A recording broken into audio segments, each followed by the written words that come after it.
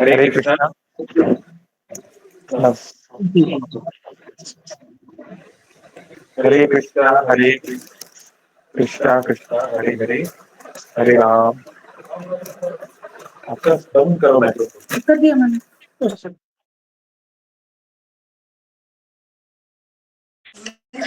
कृष्णा, सभी का स्वागत है अंतर्राष्ट्रीय कृष्ण भावना संघ इस्कॉन की ओर से। क्या मेरी आवाज क्लियर है? ऑडियो वीडियो क्लियर है? तो पिछले जी प्रभु जी। जी थैंक यू। तो पिछले सप्ताह हमने बहुत अच्छा प्रोग्राम यहाँ पे हम लोग कर रहे थे इस्कॉन कटक में। नया एक नए स्थान पे हम लोग प्रोग्राम कर रहे थे। आप में से कई लोग ऑनलाइन ज्वाइन किए। टॉपिक था यथा दृष्टि तथा सृष्टि, कि हम दुनिया को जैसा देखते हैं दुनिया वैसे ही नजर आती है। तो बड़ा अच्छा प्रोग्राम हुआ। करीब 50-60 भक्त थे, बहुत सारे नए लोग भी थे, कई लोग माला वगैरह लेने के लिए इंटरेस्टेड थे और काफी अच्छा माहौल था। तो उसके तुरंत बाद प्रसाद का जब टाइम आया, प्रसाद लोगों ने शुरू किया लेना। मैं थोड़ा बाद में ले लेता हूँ सबके लेने के बाद। तो फिर ये खबर हमको सुनने को मिली कि इस्कॉन कटक के एक ब्रह्मचारी ने कुछ ऐसा कदम उठा लिया, बहुत ही दुखदाई। और जिनको उनको मैं पर्सनली भी जानता था ऑफ कोर्स, क्योंकि कटक एक छोटा सा इस्कॉन सेंटर है, ज्यादा बड़ा नहीं है। कटक शहर भी कोई ज्यादा बड़ा नहीं है। तो बड़ा ही कष्ट हुआ और बहुत शौक भी हुआ कि ऐसा कैसे हो सकता है, कोई ऐसा क्यों क्यों किए होंगे, दिस दैट, है ना। बहुत सारे डिबोटी अच्छे से उस दिन प्रसाद भी नहीं पा पाए वो सब घटना के बाद, और बहुत कुछ हुआ, है ना। मीडिया में भी आया, आप लोगों ने, कई लोग जो यहाँ के हैं उनको पता होगा। ठीक है ना उन्हें। तो आज हमारा वही टॉपिक है, ब्रह्मचारी कौन होते हैं, ब्रह्मचारी आश्रम क्या होता है, ब्रह्मचार्य के नियम हम सब अपने जीवन में कैसे पालन कर सकते हैं। लेकिन हर किसी को नैष्ठिक ब्रह्मचारी, जीवन भर ब्रह्मचारी नहीं बनना चाहिए, क्यों और कैसे। अगर हम अपने ऊपर बहुत ज्यादा प्रेशर डाल लेंगे भक्ति के नाम पे, तो कहीं हमारे साथ भी ऐसा ना हो जाए, है ना। या इतना ज्यादा तो नहीं होगा प्राय, लेकिन कहीं हम अननेसेसरी डिप्रेशन में ना चले जाएं, है ना। तो जो दवाई होनी चाहिए थी, अगर वही जो है उस मार्ग में आकर भी अगर इस तरह का कोई कदम उठा रहे हैं, बड़ा ही आ, कष्ट की बात है, बड़े ही शौक की बात है। और उन्होंने एग्जैक्टली ये क्यों किया वो मैं डायरेक्टली तो नहीं बता सकता, लेकिन हाँ इनडायरेक्टली आप लोग समझ जाएंगे, है ना, कि वो इस डिस्कशन में आ जाएगा, है ना, क्योंकि उनकी पर्सनल लाइफ है। We can not talk about it in a public platform. लेकिन हाँ, उन्होंने जो, हम उससे जो सीख सकते हैं, जो गलतियां हुई, डेफिनेटली हम उसको चर्चा तो जरूर करेंगे, बिना किसी का नाम लिए ऑफ कोर्स। ओके, तो आइए अगला चरण से शुरू करते हैं। ओम अज्ञानतिमिरान्धस्य ज्ञानञ्जनशलाकया चक्षुरुन्मिलितं येन तस्मै श्रीगुरवे नमः। मुखं करोति वाचालं पङ्गुं लङ्घायते गिरिं, यत्कृपातमहं वन्दे श्रीगुरो दीनतारिणं। नमः ओं विष्णुपादाय कृष्णपृष्ठाय भूतले श्रीमते भक्तिवेदान्त स्वामिन् इति नामिने। नमस्ते सारस्वती देवे गौरवाणी प्रचारिणे निर्विशेषा शून्यवादी पाश्चात्य देशतारिणे। वाञ्छाकल्पतरुभ्यश्च कृपा सिन्धुभ्यैव च पतितानां पावनेभ्यो वैष्णवेभ्यो नमो नमः। श्री कृष्ण चैतन्य प्रभु नित्यानंद, श्री अद्वैत गदाधर श्रीवासादि गौर भक्त वृंद। हरे कृष्ण कृष्ण कृष्ण हरे हरे, हरे राम राम राम हरे हरे।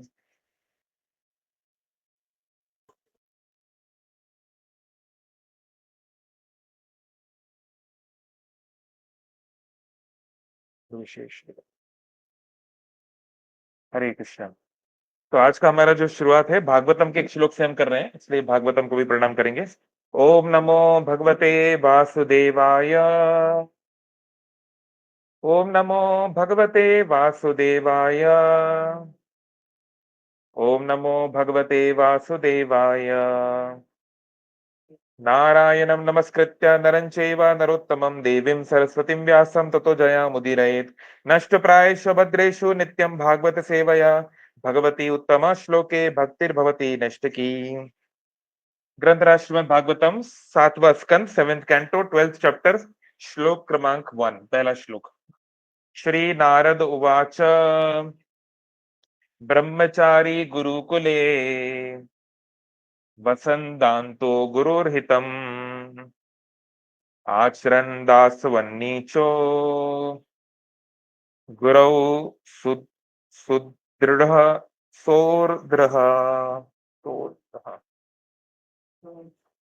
नारद मुनि समझा रहे हैं कि वर्ण आश्रम व्यवस्था क्या है।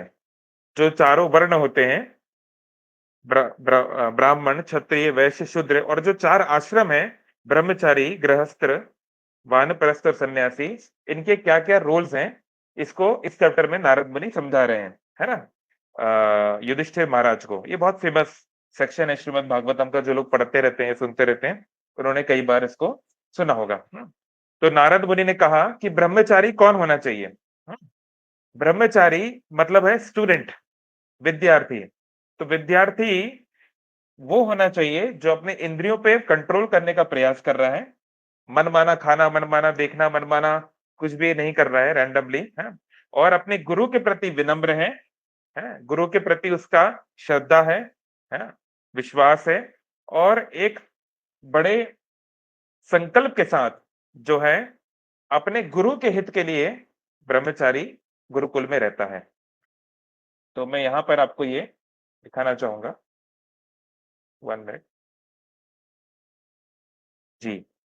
तो ब्रह्मचारी, ये ब्रह्मचारी ऐसा नहीं है कि जो कुछ खास लोग करते हैं। तो पहले हम आते हैं शब्द ब्रह्मचारी पे। तो ब्रह्मचारी का क्या अर्थ होता है, कौन बताएंगे? कई लोग बहुत सालों से सुन रहे हैं क्लासेस को। एनीवन? ब्रह्मचारी, ब्रह्मचारी या ब्रह्मचारी का क्या अर्थ होता है? प्रभु जी मुझे पता है। जी बताइए। ब्रह्मचारी मतलब जो ब्रह्म के मार्ग पर चले तो उसको ब्रह्मचारी बोलते हैं। हाँ, तो जो शास्त्रिक डेफिनेशन है, ब्रह्म आचरति इति ब्रह्मचारी, जो ब्रह्म के अनुसार आचरण करे, आचरण करने का प्रयास करे, उसको ब्रह्मचारी कहते हैं। तो पहले तो डेफिनेशन क्लियर हो जाए। तो ब्रह्म मतलब होता है परम सत्य। भगवान कृष्ण को गीता में परम ब्रह्म बोला गया, परम सत्य, है ना। तो ब्रह्म यानी परम सत्य, है ना, जो सत्य है, जो इटरनल है। तो जो परम सत्य के अनुसार या भगवान के अनुसार जीवन को ढालने का प्रयास कर रहे हैं, उनको ब्रह्मचारी कहते हैं, राइट। तो फिर तो सभी को ब्रह्मचारी होना चाहिए, है ना। हाँ, हर किसी को जीवन तो ब्रह्म के अनुसार ही जीने का प्रयास करना है। हाँ, लेकिन जीवन के पहले कुछ साल, है ना, एक जो फुल फ्लेज पूरी पढ़ाई करते हैं, जैसे हम में से अधिकतर लोग इंडिया में जो है बैचलर्स तक की पढ़ाई करते हैं, है ना, ग्रेजुएशन ही करते हैं। पर कुछ लोग पोस्ट ग्रेजुएशन भी करते हैं, कुछ लोग मास्टर जो है डॉक्टरेट भी करते हैं, पोस्ट डॉक्टरेट भी करते हैं, और भी आगे आगे पढ़ते हैं, राइट। तो अगर कोई बहुत डिटेल में वेदिक स्क्रिप्चर को पढ़े तो उसकी उम्र 25 साल हो जाएगी करते करते, है ना। लेकिन प्राय एटलीस्ट 16 साल, 18 साल उम्र तक तो कम से कम ब्रह्मचर्य का पालन करना चाहिए, स्टूडेंट लाइफ का पालन करना चाहिए। उसके पश्चात जो है व्यक्ति गृहस्थ आश्रम में जा सकता है, विवाह कर सकता है ना। और गृहस्थ आश्रम में भी बोल रहे हैं कि जब आपकी उम्र 50 वर्ष के आसपास हो जाए तो वानप्रस्थ बन जाना चाहिए। वानप्रस्थ मतलब वन में प्रस्थान करने वाला, यानी जो प्राय वन में रहते हैं। वन यानी यहाँ पर कोई अमेजोन फॉरेस्ट की बात नहीं हो रही है, यहाँ वृंदावन की बात हो रही है, अयोध्या, है ना। क्योंकि जो धाम होते हैं वो नेचुरल प्लेस हुआ करते थे वैदिक टाइम में, अब तो थोड़ा बदल गया है, टूरिस्ट स्पॉट टाइप बनने लगा है, लेकिन प्राय जो धाम होते हैं वो नेचुरल शहरों से दूर होते हैं, है ना। तो धाम में वास करना चाहिए। रिटायरमेंट कभी कभी आ सकते हैं, अपने पत्नी के साथ जा सकते हैं, धाम में वास कर सकते हैं, वानप्रस्थी बन सकते हैं। और बच्चों के प्रति थोड़ा आकर्षण कम करना चाहिए, है ना। और एकदम मैच्योर एज में जो है सभी को संन्यास लेना चाहिए। ये प्राय वैदिक सिस्टम है ना। तो आप यहाँ पर देख पा रहे हैं सामने स्क्रीन में इसको बताया गया है। हाँ, तो जो है ये तो ठीक है। अब ब्रह्मचार्य जो होता है वो कई टाइप का होता है ना। तो हर किसी को, हर किसी लड़का या लड़की, दोनों बालक बालिकाओं को पढ़ाई तो करनी है, स्टडी तो करनी है। वैदिक टाइम में लड़के जो हैं गांव के बाहर किसी गुरुकुल में पढ़ते थे, जंगलों के पास, गांव के आसपास कोई ऋषि मुनि की कुटिया है, या कोई बहुत ही ब्रिलियंट माइंड है तो उसको काशी या वृंदावन या कोई ऐसी जगह भेजते थे गुरुकुल में पढ़ने, है ना। और लड़कियों के लिए जो है इन हाउस एजुकेशन होता था, मतलब गांव के अंदर ही जो है उनको पढ़ाया जाता था। तो ब्रह्मचारी और ब्रह्मचारिणी तो दोनों सबको बनना ही है लाइफ के शुरुआती सालों में। भगवान कृष्ण, भगवान राम, चैतन्य महाप्रभु, यानी साक्षात जब भगवान भी इस दुनिया में आते हैं, मनुष्य का रूप निभाते हैं, मनुष्य की लीला करते हैं, तो उन्होंने भी अपने बाल काट के शिखा रख के ब्रह्मचारी आश्रम में उन्होंने अपने गुरु के अंडर में रहकर शिक्षा ली है ना। आप में से कई लोग उज्जैन खासकर गए होंगे, नहीं गए तो जरूरी जाइएगा। सांदीपनि मुनि आश्रम आज भी वो जगह है, गोमती कुंड आज भी है ना, जहां से भगवान कृष्ण स्नान करते थे, कृष्ण बलराम, है ना। सुदामा की जो लीलाएं हुई सब वहीं पर हुई, है ना। नारायणी गांव है, स्वर्ण पर्वत है, जहां वो लकड़ी तोड़ने गए थे, बारिश हो गई थी, वो सब। तो जब भी आप महाकालेश्वर दर्शन करने जाएं, जरूर जाइए सांदीपनि मुनि आश्रम उज्जैन। तो वहां पर भी आप देखते हैं भगवान ने 64 दिन में 64 कलाएं सीखी, है ना।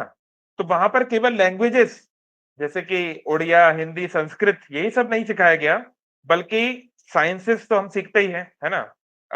हम लोग हिस्ट्री सीखते हैं, सिविक्स सीखते हैं, ये सब कुछ सीखते हैं। इसके अलावा कुकिंग करना, है ना, इसके अलावा घुड़सवारी करना, हाँ, या म्यूजिक सीखना, या फिर मैजिक, बहुत सारी अलग टाइप की शिक्षाएं वहां पे मिलती थी।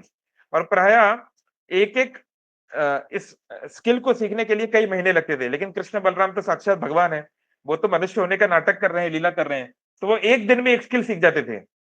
मतलब पूरी फिजिक्स, पूरी क्वांटम फिजिक्स एक दिन में सीख जाओ, जिसको लोग 200-200 साल से पढ़ रहे हैं, नहीं। तो ये भगवान किए थे, है ना। तो ब्रह्मचारी आश्रम में तो हर किसी को जाना है, लेकिन एक होता है नैष्ठिक ब्रह्मचारी, या कई बार हम हिंदी में बोल देते हैं बाल ब्रह्मचारी, है ना? एक साधारण भाषा में ऐसा कह देते हैं।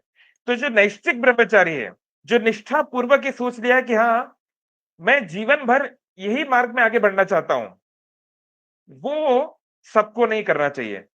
वो एक बहुत ही गंभीर विषय है, बहुत ही बड़ी जिम्मेदारी है, कठिन कार्य है, और वो प्रायः कुछ ही लोग कर सकते हैं, है ना। तो होता क्या है, अगर हमारा नेचर उसकी तरह नहीं है और हम उस लाइन में चले गए, और आर्टिफिशियली अगर हम वहां पर हैं सोसाइटी के प्रेशर के कारण, या जो भी किसी के प्रेशर के कारण, तो कभी कई बार दुर्घटनाएं हो जाती हैं, जैसे पिछले हफ्ते कटक में हुआ, है ना। तो उससे हम ये हमको सीखना पहले जरूरी है। हम जानेंगे कि 8 एस्पेक्ट्स ऑफ ब्रह्मचारी क्या है। केवल शादी ना करना या संबंध ना रखना ही ब्रह्मचारी नहीं है, और भी 8 एस्पेक्ट्स होते हैं, 8 अंग होते हैं ब्रह्मचारी के, उनको पालन करना भी उतना ही जरूरी है, नहीं तो वो पूरा नहीं हो पाएगा, है ना। तो कहने का तात्पर्य है कि नैष्ठिक ब्रह्मचारी किसको बनना चाहिए, किसको नहीं बनना चाहिए, क्यों महिलाओं को, जो है लड़कियों को मना किया जाता है कि आप जीवन भर नैष्ठिक ब्रह्मचार्य पालन ना करें, है ना। और गृहस्थ रहते हुए हम कैसे ब्रह्मचारी प्रिंसिपल्स को फॉलो कर सकते हैं, है ना। गृहस्थ में ऐसा नहीं खुली छूट है, जो चाहे कर रहा है, ऐसा नहीं है। वहां पर भी नियम कायदे हैं कि अपने पति या पत्नी के साथ संग हम जो कर रहे हैं, उसमें भी कुछ मर्यादाएं बना के रखनी पड़ेंगी, है ना। क्योंकि अल्टीमेटली पर्पस क्या है?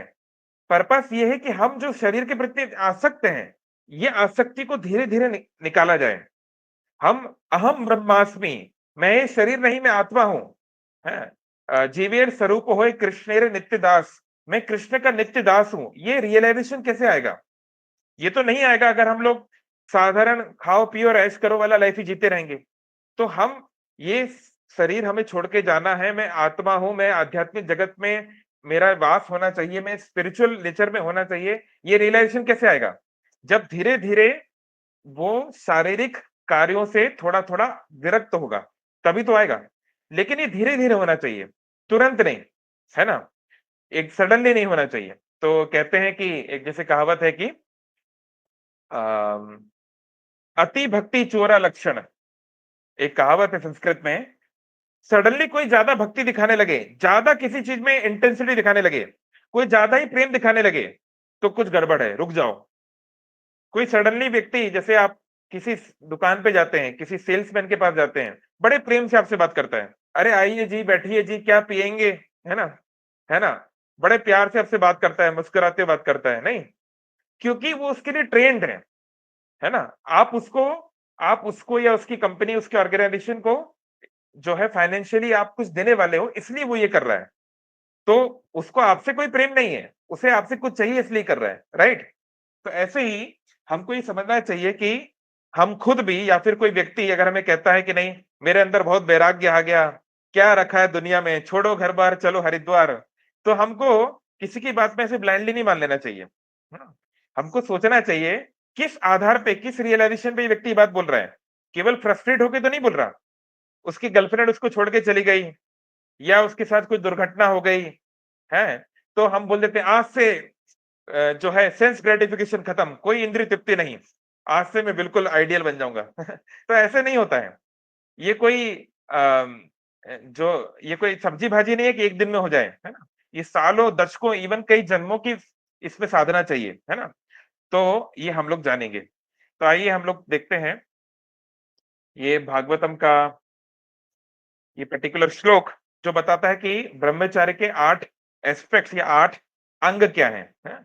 इस पर ये जो 7th कैंटो का श्लोक है, इस पर श्रीधर स्वामी जी का श्रीधर स्वामी जो शंकराचार्य भी थे आज से करीब 800-900 साल पहले, है ना, उन्होंने जो कमेंट्री लिखी उसे बहुत माना जाता है ना।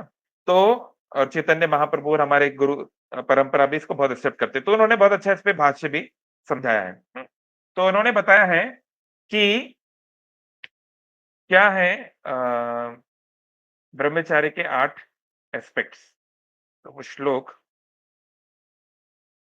1 सेकेंड, श्लोक नहीं है क्या, एनीवे उस श्लोक को उन्होंने ब्रेक करके यहाँ पे बताया। तो बोल रहे हैं स्वर्णम कीर्तनम केली प्रेक्षणम गुह्य भाषणम संकल्पो आद्यवश्य च क्रियान्वितम वृत्तिर, है ना, निर्वृत्तिर एवचा। ये है वो श्लोक, है ना। तो बता रहे हैं ये 8 एस्पेक्ट्स हैं ब्रह्मचार्य के, कि किसी को ब्रह्मचार्य पालन करना है तो इन 8 चीजों पे ध्यान देना चाहिए, है ना। तो पहला है स्मरणम। सब कुछ शुरू होता है स्मरण से, यानी हम किस चीज के ऊपर कंटेम्पलेट कर रहे हैं, किस चीज के ऊपर हमारे विचार मंडरा रहे हैं, वो बहुत महत्वपूर्ण है। हर कोई दुनिया में ध्यान कर रहा है, कोई कंचन कामिनी, कोई किसी स्त्री का, किसी पुरुष का ध्यान कर रहा है, कोई पैसे का ध्यान कर रहा है ना, कोई नेम फेम का ध्यान कर रहा है। हर कोई तो ध्यान कर ही रहा है दुनिया में, लेकिन हमारा ध्यान कैसा होना चाहिए, है ना। हमारा ध्यान होना चाहिए कि परम सत्य पे ध्यान करना चाहिए, कृष्ण पे ध्यान करना चाहिए। तो सबसे पहले तो one should not think of opposite sex. तो ये जो ब्रह्मचारी के नियम है केवल पुरुषों के लिए नहीं, महिलाओं के लिए भी है ना। और आजकल तो बहुत ये हम देख रहे हैं, बहुत केसेस आ रहे हैं एलजीबीटी कम्युनिटी के भी, होमोसेक्सुअल्स के भी। तो कोई मान लो होमोसेक्सुअल भी है, तो यानी कि आप जिस भी जेंडर के प्रति अट्रैक्टेड हो, हम उसकी यहाँ पे स्पेसिफिक बात कर रहे हैं, है ना। तो हर एक व्यक्ति के लिए वो सब्जेक्टिव हो सकता है कौन किसके प्रति क्या है, बट जो भी सो अगर आप किसी चीज, किसी पर्टिकुलर जेंडर के प्रति, पुरुषों या स्त्रियों के प्रति आप अट्रैक्टेड हैं बाय नेचर्स वे, आपको प्रकृति ने वैसा बनाया है, तो हमें ये पहले तो देखना है कि हम पहले तो उनका स्मरण ज्यादा ना करें, यानी कि हम जानबूझ के ऐसी चीजें ना देखें, ना सुने जिससे हमें वो बात याद आए। एक अंग्रेजी में कहावत है, out of sight out of mind, है ना, कि कोई चीज को अगर आपको भुलाना है तो पहले तो जिस जगह पे वो बस चीज हो रही है उस जगह से दूर रहो, पहले तो ये इंपॉर्टेंट है। अब वहीं जाके आप जाओगे बार बार तो फिर तो दिक्कत होगी ही, है ना। अब मान लीजिए आपके लाइफ में कुछ बुरा, मान लीजिए आप किसी नदी किनारे जाते हैं, वहां पे आपके साथ कुछ बुरा हुआ था, है ना, तो वहां आप जितनी बार जाएंगे आपके अंदर वही विचार वापस आएंगे, तो पहले तो वहां मत जाओ। तो स्मरणम जो है उसको पहले उसके बारे में हमें चिंता करना है कि हम स्मरण क्या कर रहे हैं। फिर कीर्तनम, हमको जो है उस इस सेक्सुअल लाइफ के बारे में या अपोजिट जेंडर के बारे में कैजुअली बातचीत नहीं करना चाहिए, है ना। देखिए सेक्स एक रियलिटी है लाइफ की, वो कोई टैबू नहीं है। यानी ऐसा नहीं कि सेक्सुअल डिजायर्स जो है या आकर्षण जो है, स्त्री पुरुष के प्रति आकर्षण जो है वो कोई नई बात है, उसमें कुछ नया कुछ नहीं है, सृष्टि की शुरुआत से है। और जानबूझ के ब्रह्मा जी ने इसको इस तरीके से डिजाइन किया है ना। अगर आप भागवतम पढ़ें या धर्मशास्त्र पढ़ें तो आप देखेंगे कि ब्रह्मा जी की सोच किस हिसाब से उन्होंने हमारे अंदर ये आकर्षण दिया है ना। अगर वो आकर्षण ना हो तो फिर ये जो सेक्स लाइफ है ये हमें कितना कष्ट पहुंचाती है। जस्ट आप थोड़ा देखिए, एक पुरुष को उसका जो वीर्य है, उसका जो सीमेन है, जो बहुत सारे ड्रॉप्स ऑफ ब्लड से बनता है, वो देना पड़ता है। कोई व्यक्ति जो है अगर उसे गलत हैबिट पड़ गई है, मास्टरबेशन की पड़ गई है, नाइटफॉल बहुत हो रहा है, तो आप उनको देख सकते हैं, उनके शरीर में इधर पेन हो रहा है, उधर पेन हो रहा है, ये प्रॉब्लम है, ये मन विचलित है ना? कितनी समस्याएँ आती हैं। और मान लीजिए जो महिला है, वो जब उनको भी इसमें कष्ट होता है और फिर जब बच्चा उनको ग्रहण करना पड़ता है, तो जो महिलाओं ने गर्भ धारण किया है उनसे पूछ लीजिए कितना कष्ट होता है। बच्चे को जन्म देना, लेबर पेन कितनी बड़ी मतलब एक सैक्रिफाइस है, बहुत बड़ा आसान नहीं है ना?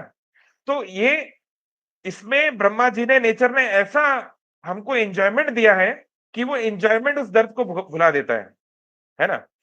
तो उस एन्जॉयमेंट में कहीं हम फूल ना हो जाएँ। ऐसा ना हो जाए कि उस एन्जॉयमेंट के चक्कर में 2 मिनट, 5 मिनट, 1 घंटे के एन्जॉयमेंट के चक्कर में हमें बहुत भारी पड़ जाए, है ना? आजकल कितने हम देख रहे हैं केस, उस पत्नी ने अपने लवर के साथ मिलके उस पति को मार दिया, उस पति ने अपने प्रेमिका के साथ मिलके इसके साथ कुछ कर दिया, कितने केसेस बढ़ रहे हैं, है ना? आप तो देख ही रहे हैं, हर दूसरे तीसरे दिन कुछ ना कुछ घटना आती है। तो एक्स्ट्रा मैरिटल अफेयर कितने बढ़ रहे हैं। और जो हमारे क्या नाम है उस ऐप का?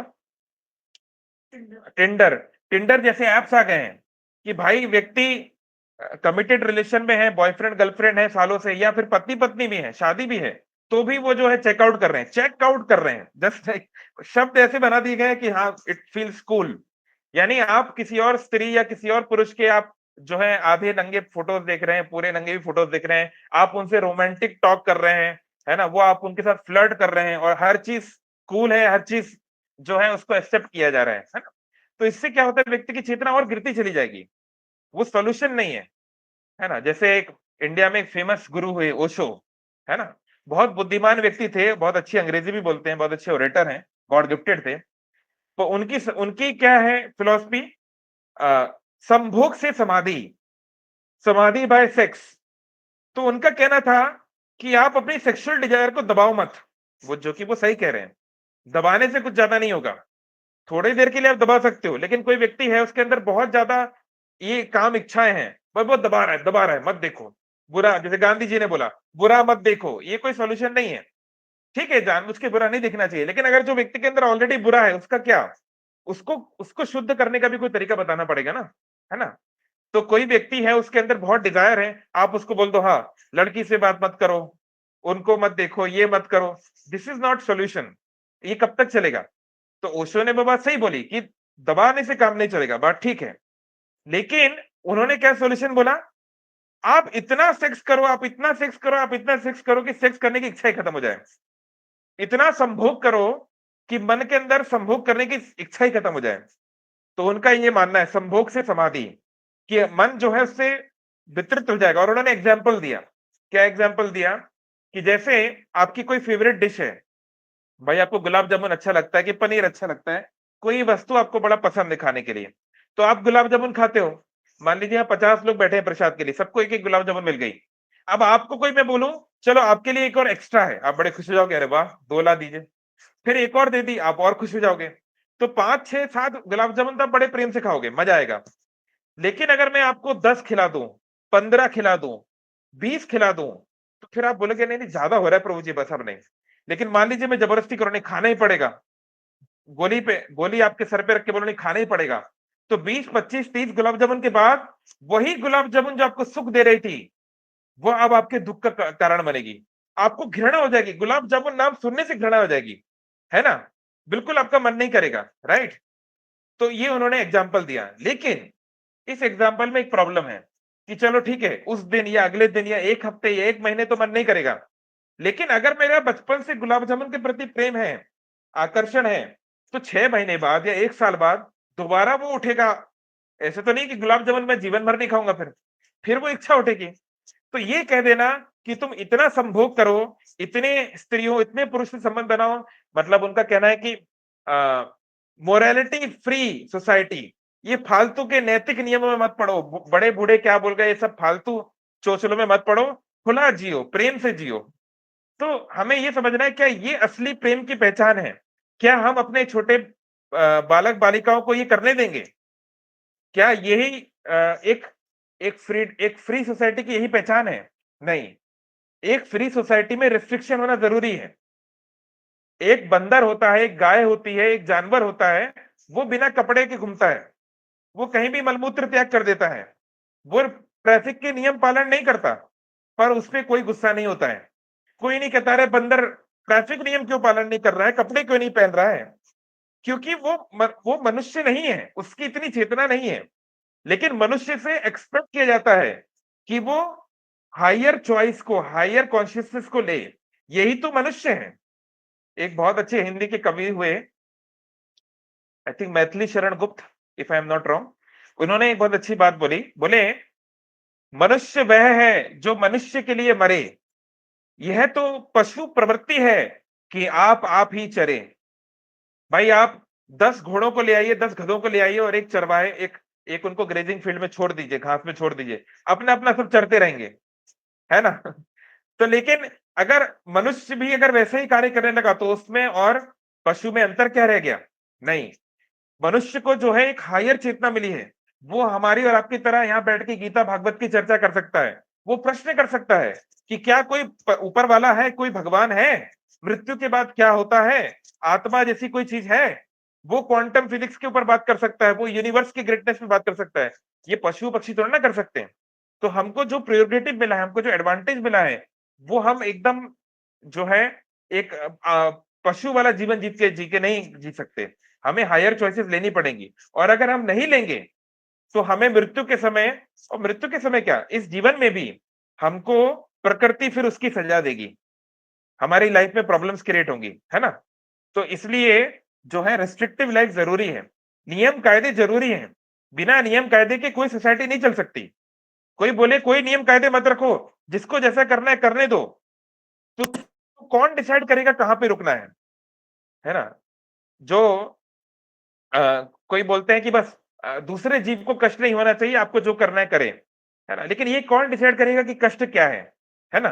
तो इसलिए शास्त्रों की हमको आवश्यकता है। तो कीर्तनम, हमको इस तरह की बात नहीं करना चाहिए। केली, हमको अपोजिट जेंडर के साथ जो है, केली मतलब होता है खेलना या मजे करना, आनंद करना। तो हमको फिजिकल, हमारा जो टच है उस पे ध्यान देना चाहिए, है ना?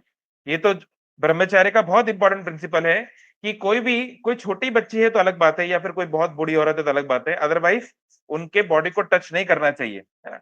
केवल चरणों को टच कर सकते हैं, वो भी परमिशन के बाद, नहीं तो दूर से करो प्रणाम है ना? नहीं तो नहीं करना चाहिए। तो ऐसे ही हम देखते हैं कि वैदिक कल्चर में एक दूसरे को प्रणाम करने की व्यवस्था क्या है? नमस्कार, है ना? नमस्कार करने की ये है। ठीक है, ठीक है, हैंडशेक्स कर सकते हैं, थिंग्स लाइक दैट। अब हमें भी मॉडर्न कल्चर के साथ चलना पड़ेगा, उसमें रहना पड़ेगा, हमको दूसरी दुनिया में तो नहीं रह सकते। लेकिन कम से कम जो टच है वो एप्रोप्रिएट होना चाहिए। आजकल बहुत इंपॉर्टेंट कॉन्सेप्ट आ गया है, बच्चों को सिखाया जाता है गुड टच बैड टच, है ना? कौन सी चीज गुड टच है, कौन सी बैड टच है, किधर टच करना सही है, किधर टच करना गलत है ना? तो ये हमको जानना चाहिए। तो ये इंपॉर्टेंट है कि के लिए फिर प्रेक्षणम, दूसरे स्त्री या पुरुष के प्रति लस्टफुली ना देखना, काम वासना के साथ नहीं देखना, क्योंकि काम वासना जो है वो आंखों से एंटर करती है। जिन लोगों ने भी कभी ब्रह्मचार्य प्रैक्टिस किया है या कुछ भी इस तरह के पतंजलि योग सूत्र कुछ भी पढ़ा है, वो ये बहुत बार आप सुनने होंगे कि आंखें हमारी दुश्मन कैसे बनती है। व्यक्ति जो है, या तो जैसे हुआ विश्वामित्र मुनि, विश्वामित्र मुनि तो का आंखें भी बंद किए हुए थे, लेकिन मेनका की पायल की जो झनकार है, वो झनकार से आकर्षित हो गए, और 60,000 साल की तपस्या तेल लेने चली गई, है ना? बाद में उनको दुख हुआ, रही क्या कर दिया मैंने। तो ऐसी ही आंखें, आंखों से लस्ट इंटर करता है, इसलिए जो है स्टेयर नहीं करना चाहिए। स्टेयर मतलब घूरना नहीं चाहिए। आप देखेंगे बहुत सारे जो इन्फ्लुएंसर्स हैं इंस्टाग्राम पे, यूट्यूब पे वगैरह, वो लोग वीडियो बनाते हैं कि कई बार जो लड़कियां जाती हैं बाहर, पब्लिक में जाती है अपने काम से, अपने कुछ भी, तो कई लोग घूरते रहते हैं उनको, तो उनको बहुत अनकंफर्टेबल लगता है ना? तो ये बहुत नेचुरल है एक्चुअली।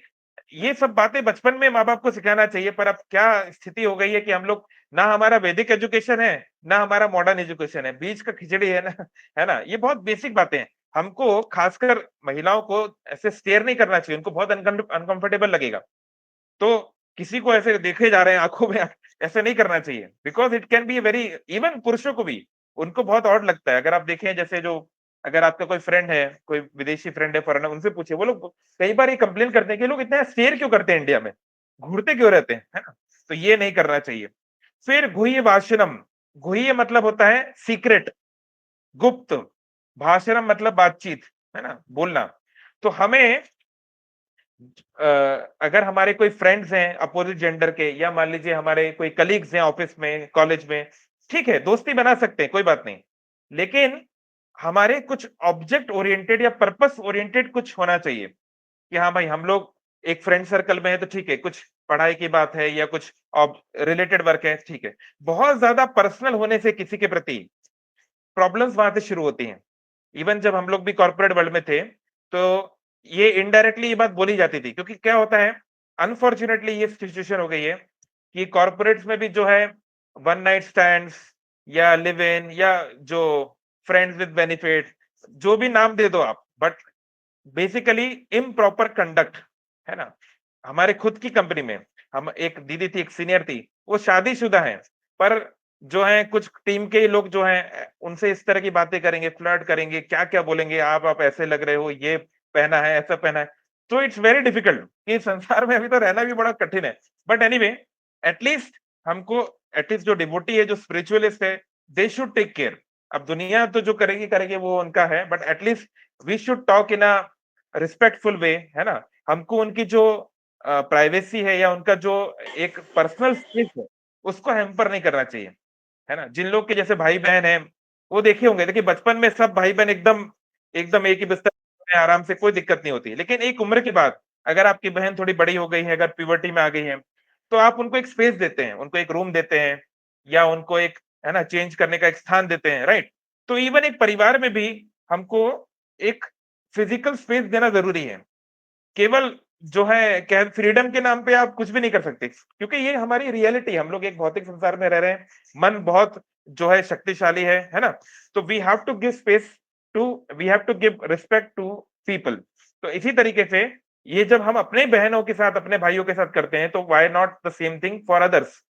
ये हमको देखना चाहिए। लेकिन क्या है, कूल बनने के नाम पे या मॉडर्न होने के नाम पे बहुत सारी चीजों को नॉर्मल मान लिया गया है, जो नॉर्मल नहीं होना चाहिए। फिर दूसरा है संकल्प। संकल्प मतलब जो है डिटर्मिनेशन होना कि हाँ, अब हम उनके साथ संबंध बनाएंगे ही। तो ये तो अब धीरे-धीरे बढ़ रहा है। देखिए, शुरुआत हुआ स्मरण से। अगर हम किसी कोई चीज को याद करते हैं, कीर्तनम बोलते रहते हैं, और साथ-साथ में हल्का-फुल्के मजाक के रूप में पहले शुरुआत होती है, फिर घूरना शुरू, देखना शुरू, पिक्चर्स को रात-रात भर टटोलना शुरू, फिर गुह्य भाषणम, है ना? फोन पे जो है बातचीत शुरू, रात-रात भर वीडियो कॉल शुरू, है ना? तो ये हमें देखना चाहिए। हम अपोजिट जेंडर के साथ वीडियो कॉल क्यों करेंगे? मान लो कुछ काम भी है, ऑडियो कॉल आप कर सकते हो, आप चैट कर सकते हो। ऐसे बहुत सारे ब्रह्मचारी हैं, सीनियर ब्रह्मचारी, जो माताजी को कभी वीडियो कॉल नहीं करते। उन लोगों ने हमको बहुत पहले ही सिखाया कि जब तक कोई, अब कोई ऐसी पर्टिकुलर सर्विस है लाइक जिसमें आपको कोई चीज देखना है, like if they have to buy something, और वो अलग बात है। But otherwise why would you do video call? It doesn't make any sense, है ना? तो ऐसे ही आपका कोई दोस्त है आपके कॉलेज में, स्कूल में, है ना, और जो अपोजिट जेंडर का है, so why would you do video call? या why would you share intimate pictures? It doesn't make any sense, है ना? तो यही, हम अपने आप से ईमानदार रहें तो कोई इतना कोई कठिन काम नहीं है, लेकिन वही हम अपने आप से ईमानदार नहीं रहते। फिर संकल्प हो, है ना? तो संकल्प नहीं बना लेना चाहिए। ऐसे नहीं कि हाँ, किसको पता चलेगा, ठीक है, एक दिन की बात है। सोचना चाहिए, हमारे माँ-बाप, उनकी क्या अपेक्षा है, हमारे गुरुजन, है ना? भगवान, है ना? ये इस तरह का जो हम जो आचरण कर रहे हैं, फिर हम कितने भी माला जप कर लें, कितने भी धर्मपरायण हो जाएँ, उसका वो असर नहीं होगा। बिकॉज़ कंडक्ट भी सही होना चाहिए, तभी वृंदावन में वास मिल सकता है। ऐसे नहीं बस मुँह में राम बगल में छुरी, ऐसे नहीं चल सकता। फिर अ, अध्यवसायस, है ना? यानी सेक्स लाइफ के लिए एंडेवर करना। भाई ठीक है, अगर आपकी कोई गर्लफ्रेंड है या पत्नी है, अब आप एक रिलेशन में हो, तो ठीक है। आपके लाइफ का एक इंपॉर्टेंट एस्पेक्ट है, आपके बीच में इमोशन एक्सचेंज, आपके बीच में इंटेलेक्चुअल एक्सचेंज और फिजिकल एक्सचेंज भी, है ना? लेकिन कहीं ऐसा ना हो कि उसमें इतना आप रम जाओ, उसमें इतने एंडेवर करने लगो, इतना कार्य करने लगो कि बाकी चीजें जो हैं, आपकी भक्ति, आपकी फैमिली, आपका करियर, आपकी पढ़ाई हम पर होने लगे। तो डोंट एक्स एंडेवर मतलब टू मच हार्ड वर्क, है ना? वो उसके लिए हमें नहीं होना चाहिए। और चा क्रिया निवृत्ति, और अल्टीमेटली क्रिया में निवृत्त हो जाना, उस कार्य में लग जाना, है ना? तो सेक्स लाइफ के बहुत सारे नियम हैं। तो पहला तो ये है कि बिना विवाह किए ये बिल्कुल नहीं करना चाहिए। अनफॉर्चुनेटली कभी-कभी डिवोटीज लोग भी ऐसा होते हैं कि, है ना? ऐसे कुछ लोग को मैं जानता हूँ, जो भक्ति में आने के बाद भी जो है, ठीक है, आपकी गर्लफ्रेंड है, बॉयफ्रेंड है, very good, we respect that. लेकिन अभी आप विवाह नहीं कर सकते किसी कारण से, अभी आप लोग पढ़ रहे हो या मान लीजिए जॉब कर रहे हो या सेटल नहीं हो, फाइन। आप लोग मिले हो एक-दूसरे को, इवन हग्स भी करो, गले भी लगो, चलेगा। लेकिन इस लेवल के कांड हो जाने के बाद फिर आप बोलते हैं ये गलती हो गई, ऐसा हो गया, आप क्या करें? क्योंकि आप हम लोग जो है छोटी-छोटी चीज़ों पे ध्यान नहीं देते हैं और फिर वो बढ़ जाता है। जैसे don't meet in private space, किसी के रूम पे आपको जाना ही क्यों है? अगर आप रूम पे जाओगे तो रिस्क बढ़ेगा ही, है ना? एटलीस्ट अगर आप मिल रहे हैं, meet in a public space और अ सेमी पब्लिक स्पेस, और अगर रूम में मिल रहे हैं, keep the gate open, keep the door open, है ना? ताकि जो है हमें हमारे ऊपर एक पॉजिटिव प्रेशर रहे। तो ये सब कुछ ज़रूरी है। ये अगर हम ये सब नहीं करेंगे, ये सब चीज़ों पे अगर हम ध्यान नहीं देंगे, तो मन बहुत खतरनाक है। मैं कहते हैं ना कि mind can make hell out of haven, है ना? तो आप इस्कॉन जैसी आध्यात्मिक संस्था में आकर भी आपका मन आपका बैंड बजा सकता है बुरी तरीके से, क्योंकि मन तो वही है। आपने जो है धोती पहन ली या सफरॉन पहन लिया, उससे कोई मन थोड़ी ना चेंज हो जाएगा। मन में जो चेतना है, जो वासना है, वो तो वैसी ही रहेंगी। तो ये हमको ध्यान देना चाहिए। तो कई बार जो केसेस में होता है या अभी हुआ, या कई बार हम देखते हैं कि इन छोटी-छोटी बातों पे ध्यान नहीं दिया जाता, और समाज को दिखाने के, जैसे श्रीला गौर गोविंद महाराज प्रभुपाद जी के शिष्य बोलते थे कि कई लोग जो हैं भगवा वस्त्र पहनना चाहते हैं, हम लोग में से कई लोग, है ना? तो उससे क्यों पहनना चाहते हैं? क्योंकि प्रणामी और प्रणाम, वो ऐसे कहते थे, प्रणामी और प्रणाम। प्रणामी मतलब जब कोई साधु किसी के घर पे जाता है या कोई उनसे मिलते हैं, तो प्रायः ये गृहस्थों का कर्तव्य भी है, या लोग देते भी, ये कल्चर भी है कि लोग कुछ देते हैं, ठीक है, ये डोनेशन है, आप भगवान की सेवा में, आपके अपने कपड़ों के लिए वगैरह आप लीजिए। तो वो कई लोग को मिलता है। तो कई लोग सोचते हैं अगर हम सेफ्रॉन पहन लें, तो शायद ज़्यादा मिलेगा, और प्रणाम लोग इज़्ज़त करते हैं, है ना? क्योंकि सेफ्रॉन कपड़े की एक जो भगवा रंग है, वो अग्नि को दिखाता है, तपस्या को दिखाता है, प्यूरिटी को दिखाता है। तो इसकी एक इम्पोर्टेंस है। तो अगर हम लोग जो है इस पर्पज़ से सेफ्रॉन ले लेंगे कि प्रणामी और प्रणाम, है ना?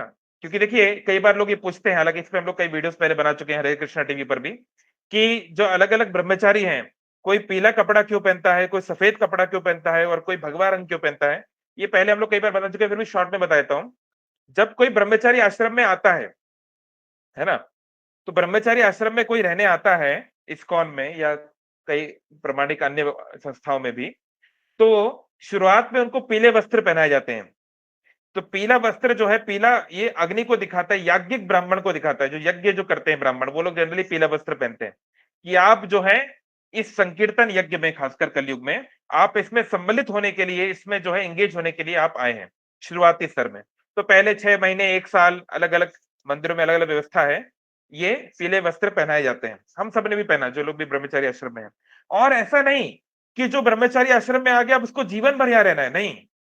बल्कि प्रायः लोग 6 महीने, 1 साल, 2 साल, इवन 5 साल बाद भी जो है उनको लगता है कि शायद मैं जीवन भर इसका पालन नहीं कर सकता, या मैं विवाह मुझे करना है, या परिवार में मान लीजिए उनका कोई और भाई नहीं है, तो माता-पिता का ध्यान रखना है, बूढ़ी माँ है, या कुछ फाइनेंशियल इश्यू है घर में, तो वो कभी भी जाके घर में रह सकते हैं। इसलिए येलो के बाद पहले व्हाइट दिया जाता है ना? सफेद वस्त्र दिए जाते हैं, जो कि कपास का, कॉटन का नेचुरल कलर है ना?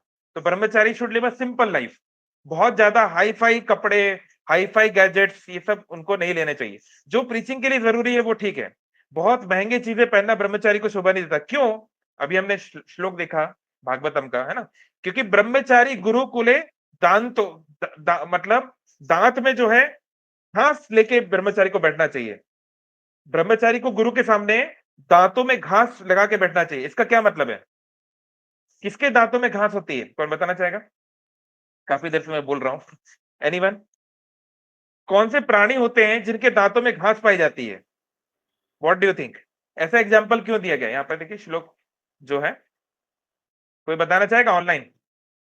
भाई ऐसा एग्जांपल ये देखिए, वसन दांतो गुरुर हितम, बैठना दांतों में जो है घास लगाकर, खासकर कुशग्रास, एक होती है कुशग्रास, कुश कुश की घास होती है, वो लगा के बैठना चाहिए। ऐसा क्यों बोला गया है? Anyone, any like guess? हाँ, यहाँ पे देखिए लिनोद प्लान बोले डोंकी, जगन प्लान बोला हॉर्स। हाँ, तो बिल्कुल सही कहा। जैसे एक जानवर होता है, जैसे एक जानवर होता है, जैसे कि खासकर गधा जो अपनी बुद्धि के लिए फेमस है ना? गधे को बहुत ज्यादा बुद्धिमान नहीं माना जाता। कोई बहुत मूर्ख है तो हम उसे क्या बोलते हैं? अरे गधा कहीं का, कहते हैं ना। तो उसको ज्यादा बुद्धिमान नहीं माना जाता, क्योंकि थोड़ी सी घास के लिए वो जो है धोबी का काम करता है दिन भर, बेवकूफ। अरे तुम्हें घास तो कहीं भी मिल जाएगी, उसके लिए धोबी के पीछे क्या पड़ना है ना? तो ऐसे ही हम थोड़ी सी खुशी के लिए बहुत लोगों के ऊपर पूरा आश्रित हैं, बल्कि खुशी कहीं और ही है। चलिए एनीवे, तो हमारा जो चेतना है वो मूर्ख मूर्ख है हम लोग। हम अज्ञान में हैं, एक गधे की तरह, एक जानवर की तरह। हमको नहीं पता, जैसे गधे को नहीं पता कल क्या होगा, हमें नहीं पता मृत्यु के बाद हमारा क्या होगा, है ना? ये संसार किसने बनाया, कैसे बनाया, हमारा आगे चल के क्या होना है क्या नहीं, हमारा भगवान से कोई संपर्क थोड़ी ना है डायरेक्ट। तो इसलिए हम एक ऐसे सदगुरु, एक ऐसे भक्त, एक महान भक्त जो हैं, जो गुरु के रूप में हमारे जीवन में आए हैं, जो भगवान के प्रतिनिधि हैं, उनके सामने हमें बिल्कुल अपने आप को मूर्ख समझना चाहिए। यहां तक भगवान स्वयं भी जब नरलीला करते हैं तो कहते हैं कि मैं अपने गुरु के सामने मूर्ख हूं। चैतन्य महाप्रभु जो है, जब वाराणसी गए तो उस समय के सबसे बड़े जो अद्वैतवादी सन्यासी थे, क्या नाम था उनका, प्रकाशानंद सरस्वती, उनके हजारों हजारों सन्यासी शिष्य थे। तो चैतन्य महाप्रभु का कार्य था, है ना, हरे कृष्ण कृष्ण कृष्ण हरे हरे, हरे राम राम राम हरे हरे, हरे कृष्ण नाम गौर करीला प्रचार, हरे नाम प्रचार कर रहे हैं, है ना? स्त्री पुरुष ब्राह्मण शूद्र, ये वो सब प्रकार का भेद तोड़ के सबको अपने साथ नचा रहे हैं। सबको जो है, बाकी सब पूजा पाठ पीछे, हरि नाम मुख्य है, ये बता रहे हैं। तो प्रकाशानंद सरस्वती बहुत बड़े गुरु थे, उन तक बात पहुंच गई कि ये सन्यासी जो है ऐसा कर रहे हैं। तो उन्होंने उनको मिलने के लिए बुलाया। तो जब मिलने के लिए बुलाया तो चैतन्य महाप्रभु, पुराने जमाने में लोग तो शूज तो पहनते नहीं थे, तो चैतन्य महाप्रभु तो नंगे पैर रहते थे, या फिर जो है वो खड़ाऊ वगैरह पहनते होंगे। तो उन्होंने जो है, वहां पर पैर धुलवाए जाते हैं जब कोई सन्यासी या कोई भी भक्त घर में आता है, तो उनके पहले पैर, पुराने जमाने में पैर धुलवाए जाते थे। तो उनके पैर धोने की जो जगह है, वहां पर जिनके घर में ये प्रोग्राम हो रहा था, जहां पर वो उस जहां पे लोग पैर धोते हैं वहीं पे बैठ गए, वहीं जमीन पे बैठ गए। तो प्रकाशन सरस्वती को बड़ा आश्चर्य हुआ, अरे इतने बड़े ये सन्यासी हैं, इनके हजारों लाखों लोग फॉलोअर हैं, और ये वहां पर क्यों बैठे हैं? तो उन्होंने को अपने हाथों से उठा के लाए, बोले श्री कृष्ण चैतन्य, आप इतने बड़े सन्यासी, आप वहां पर क्यों बैठे थे? और आप तो सन्यासी हैं, आपको तो वेदांत सूत्र पढ़ना चाहिए, संस्कृत में बात करनी चाहिए, बहुत बड़े बड़े विषयों पे आपको बातचीत करनी चाहिए, आप क्या ये हरि नाम लेकर नाचते रहते हैं? अच्छा लगता है क्या सड़क पे नाचना? तो चैतन्य महाप्रभु बोलते हैं, गुरु मोरे मूर्ख देखिया, मेरे गुरु ने देखा है कि मैं मूर्ख हूं, मेरे गुरु ने मुझे कहा कि तुम मूर्ख हो, तुम ये वेदांत सूत्र और बड़ी बड़ी संस्कृत की भाषाएं नहीं समझोगे, तुम तो ये हरे कृष्ण मंत्र लो और खुद जपो और दूसरों को जपाओ, तुम्हें परम सिद्धि लाभ होगी, तुम्हें कृष्ण प्रेम मिलेगा। तो स्वयं भगवान कृष्ण भी जो है, वो भी ये चेतना में रह के ऐसी बात बोल रहे हैं हमको सिखाने के लिए कि भाई हमको कितना अपनी स्थिति को जानना चाहिए, है ना? तो मैं ये कह रहा था कि ऐसे ही जो हमारा हम यहाँ पे जो टॉपिक था कि गुरुकुल में जब हम आते हैं तो शुरुआत में जो है विनम्र रहना चाहिए, तो इसलिए पहले सफेद वस्त्र दिए जाते हैं। फिर कुछ वर्षों के बाद इस्कॉन में कुछ ऐसे मंदिर हैं, जैसे कि चौपाटी पुणे, वहां आप आश्रम ज्वाइन करो, उसके 12 साल के बाद आपको सेफ्रॉन मिलता है, 10 साल के बाद मिलता है, 8 साल के बाद मिलता है, मिनिमम 5 साल तो है ही। जल्दबाजी नहीं करना चाहिए। लेकिन कई बार क्या होता है कि हम जो कई बार हमारे कुछ लीडर्स हैं या कुछ वो स्वयं भी जल्दबाजी में लोग को दे देते हैं कि हाँ ठीक है, इनको तो अब सेफ्रॉन बना दो, है ना? तो ये ठीक नहीं है। उसका जो हमें उसका जो महत्व है, उसकी जो ग्रेविटी, उसको रखना चाहिए, है ना? उसको हल्के में नहीं लेना चाहिए। तो इस सब चीजों से क्या होता है, अगर व्यक्ति रेडी नहीं है, जैसे इनके केस में हुआ, अगर आप रेडी नहीं है, अगर आपका पुराना किसी से रिलेशनशिप है, तो अगर आप सेफ्रॉन लोगे या फिर आप ऐसे कोई जिम्मेदारी लोगे जिसके लिए आप तैयार नहीं हो, तो फिर तो डिजास्टर हो ही सकती है ना। जो चीज के लिए आप परिपक्व नहीं हो, मैच्योर नहीं हो, और फिर उसका प्रेशर आपके ऊपर लग जाए, जैसे मान लीजिए कोई छोटा बच्चा है, 10 साल का बच्चा है, ठीक है, वो मैथ्स में अच्छा है, टॉपर वॉपर है, तो बच्चे कई बार माता पिता क्या करते हैं, उसको आईआईटी की कोचिंग में डाल दिया। 6th क्लास से ही आजकल हो रहा है, 6th क्लास से आईआईटी की कोचिंग, बस 7 साल तक वो आईआईटी कोचिंग पढ़ेगा। ये सब भी पागलपन चल रहा है ना, उसपे इतना प्रेशर डाल दो, वो 8 घंटा बेचारा 6 घंटा पहले स्कूल जाएगा, फिर 4 घंटा कोचिंग जाएगा, फिर वो होमवर्क करेगा, तो वो खेलेगा कूदेगा कब, वो दोस्ती कब करेगा, वो अपने ड्राइंग कब करेगा, वो अपना डांस कब करेगा, ये सब क्या क्या होगा, ये सब तो खत्म, है ना। तो हम उस पे इतना प्रेशर डालते हैं, और फिर जब वो कोटा जाता है 11 12th में, और 12th में नीट का एग्जाम नहीं निकल पाता, जेई का एग्जाम नहीं निकल पाता, तो बोलता है हाय हाय मेरे पिता ने 5 साल इतने लाख रुपए लगाए, मेरी मम्मी ने मेरे इतने रिश्तेदारों को बुलाए, हाँ हाँ हमारा बेटा तो आईआईटी में एडमिशन लेगा या डॉक्टर बनेगा और ये करेगा इतना उस पर प्रेशर डाल दो, और वो बच्चा भी इतना मेच्योर नहीं है। तो हम देखते हैं कोटा में क्या हो रहा है, अभी कोटा के सारे हॉस्टलों में ऐसा पंखा लगाना कंपलसरी कर दिया है जिसमें कोई सुसाइड करे तो भी सुसाइड ना हो, है ना, ऐसा मैकेनिज्म वाला लगा दिया है, वो रस्सी गिर जाएगी क्या, जो भी स्प्रिंग सिस्टम लगा दिया है, जो भी, क्योंकि इतने बच्चे सुसाइड कर रहे हैं, इतने बच्चे सुसाइड करते हैं, जो है बालकनियों से गिर जाते हैं, है ना। तो क्या, क्योंकि हमने उनको उस जिसके लिए वो मैच्योर नहीं, जिसके लिए वो रेडी नहीं, उतना भार उन पर डाल दिया। तो ऐसे ही कहीं ऐसा ना हो कि भक्ति के नाम पर जो है हम इतना व्यक्ति पे मेंटल प्रेशर डाल दें, इतना उसके ऊपर सोशल प्रेशर डाल दें कि वो सोचे कि अरे मैं ये नहीं कर पाया, मुझसे ये गलती हो गई, है ना, ये ब्रह्मचार्य नियम के खिलाफ है, अब तो मेरे जीने का लाभ है क्या। नहीं, जीवन बहुत महत्वपूर्ण है, ब्रह्मचारी होना जीवन का लक्ष्य नहीं है, जीवन का लक्ष्य कृष्ण प्रेम, कृष्ण भक्ति प्राप्त करना है। ब्रह्मचारी केवल एक प्लेटफॉर्म है, जैसे हम रेलवे स्टेशन जाते हैं, तो प्लेटफॉर्म पे हम जाते हैं, गाड़ी तीसरे नंबर प्लेटफॉर्म पे आई है, तो सब तीसरे नंबर पे पहुंच जाओ। लेकिन अगर अनाउंस हुआ नहीं 3 पे नहीं आ रही है, 1 पे आ रही है, तो आप ये जिद मत करो, नहीं मैं तो 3 से ही जाऊंगा, 3 से ही जाऊंगा, मैं तो, हमारे पापा भी 3 से गए थे, हमारे दादा भी 3 से गए थे, अरे जो सिचुएशन है वैसे हैंडल करो ना, 1 में जाओ। आपको यहाँ गाड़ी पकड़ना है, आप प्लेटफॉर्म पे रहने के लिए नहीं आए हो। तो हमारी गाड़ी है कृष्ण भक्ति, कृष्ण प्रेम हमको प्राप्त करना है। तो अगर आपको लग रहा है कि नहीं मेरे से ये नहीं हो रहा है, मेरा अपोजिट जेंडर के प्रति आकर्षण है या कुछ और केस है, कोई होमोसेक्सुअल है, जो भी है, तो आपको रहने की जरूरत नहीं है ब्रह्मचर्य आश्रम में, कोई जरूरत नहीं है। आप गृहस्थ में रहकर भी बहुत अच्छी भक्ति कर सकते हैं। इसलिए कलयुग में जो है एक दंडी संन्यास को मना किया गया है। 5 प्रकार की चीजें कलयुग में बैन है। जैसे बलि प्रथा बैन है, नहीं करना चाहिए कलयुग में, पहले जमाने में होता था वो, उसके कुछ रूल्स थे, कुछ कारण थे, पर अभी नहीं करना चाहिए। एनीवे, तो एक और ऐसी चीज है, एक दंडी संन्यास, मतलब अपनी शक्ति, अपनी साधना के आधार पर संन्यास लेना। हर कोई यहाँ पे शंकराचार्य नहीं बन सकता, वो उनकी विशेष, वो तो शिव जी का रूप है, उनकी बात अलग है। हर कोई यहाँ पे वैसा नहीं, हर कोई रामानुजाचार्य, निम्बार्काचार्य, विष्णु स्वामी नहीं बन सकता, है ना। तो हमको ये समझना चाहिए कि हमारी स्थिति क्या है। इसलिए इस्कॉन में जो है हमें समझना है, ब्रह्मचारी और सन्यासी अलग अलग चीजें हैं। बहुत लोग ये सोचते हैं कि इस्कॉन में जो आप भगवे रंग में जिनको देखते हैं वो सन्यासी नहीं है। इस्कॉन में ये नियम है, या कोई भी वैदिक अच्छी कोई भी स्पिरिचुअल ऑर्गेनाइजेशन होगा, कम से कम कोई 25-30 साल भक्ति किया हो, उम्र उसकी 50-55-60 साल हो गई हो, एक एक उम्र निकल गई, अब तो चांस ना के बराबर ही है, तभी सन्यास मिलता है ना। तो इस्कॉन में प्राय 50-55-60 के साल के बाद ही सन्यास दिया जाता है, और या फिर 25-30-35 साल से कोई भक्ति कर रहा हो, है ना, क्योंकि सन्यास का मतलब है न्यास, खत्म। अब आपका भौतिक जीवन खत्म, अब आप विवाह नहीं कर सकते। अगर आप पहले गृहस्थ आश्रम में थे तो अपनी पत्नी से नहीं मिल सकते, है ना, ये सब रूल्स होते हैं। सन्यास में रूल बहुत कड़क होते हैं, आपको 3 बार नहाना पड़ेगा, आप यही खा सकते हो, यही पहन सकते हो, कपड़े इसी तरीके के डाल सकते हो, बहुत सारे कड़क नियम हो जाते हैं उसमें, तो हर किसी के लिए नहीं है।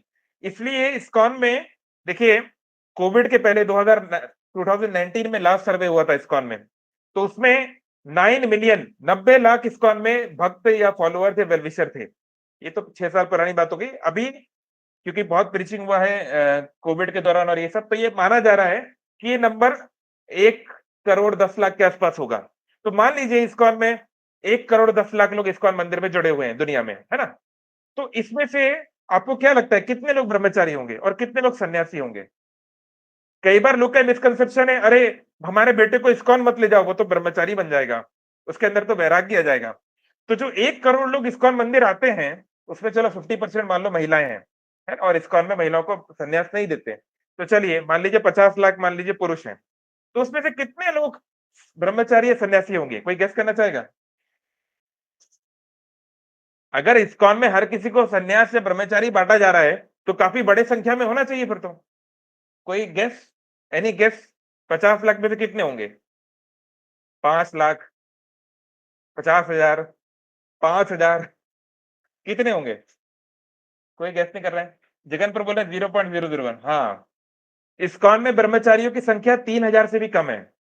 वर्ल्ड वाइड बोल रहा हूं मैं, इसमें वर्ल्ड वाइड हम मान के चल रहे हैं। तो 50 लाख में 3,000 लोग भी, यानी कि 1% लोग भी जो है वो ब्रह्मचारी लाइफ लॉन्ग नहीं रहे। और जो भी आश्रम में भी है, जैसे मुझे आश्रम में 7 साल हो गए अभी, बहुत लोग आते हैं 1 महीना 2 महीना रहते हैं, किसी की शादी होने वाली है तो उनके गुरु बोलते हैं आप 1 महीना आश्रम में रह लो, थोड़ा अपनी साधना अच्छी कर लो, इंद्रिय तृप्ति, इंद्रिय कंट्रोल अच्छे से कर लो, और फिर अच्छे से विवाह कर लेना, ताकि पत्नी को तुम अच्छे से जो है स्पिरिचुअल एक शेल्टर दे पाओ। अब तुम खुद ही 10 बजे उठ रहे हो, या खुद ही तुम्हारी सोलह माला नहीं हो रही है, तुम खुद ही जो है दिन भर नेटफ्लिक्स चला रहे हो, तो फिर उनको क्या बताओगे, राइट?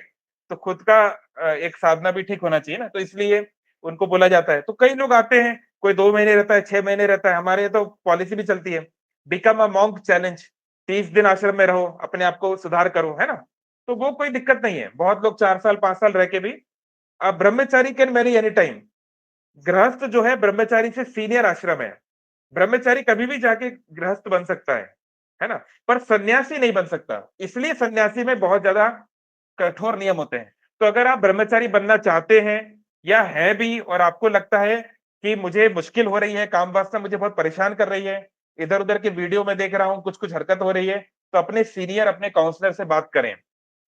अकेले रहना, अपनी बात दूसरे ब्रह्मचारियों को शेयर ना करना, दोस्तों को, और अल्टीमेटली अपने काउंसलर, मेंटर, शिक्षा गुरु और दीक्षा गुरु को ना बताना, ये बहुत बड़ा अपने आप को मारने वाली जैसी बात है, क्योंकि कभी ना कभी फिर माया आपको खा ही लेगी, ज्यादा दिन नहीं टिक पाओगे, है ना?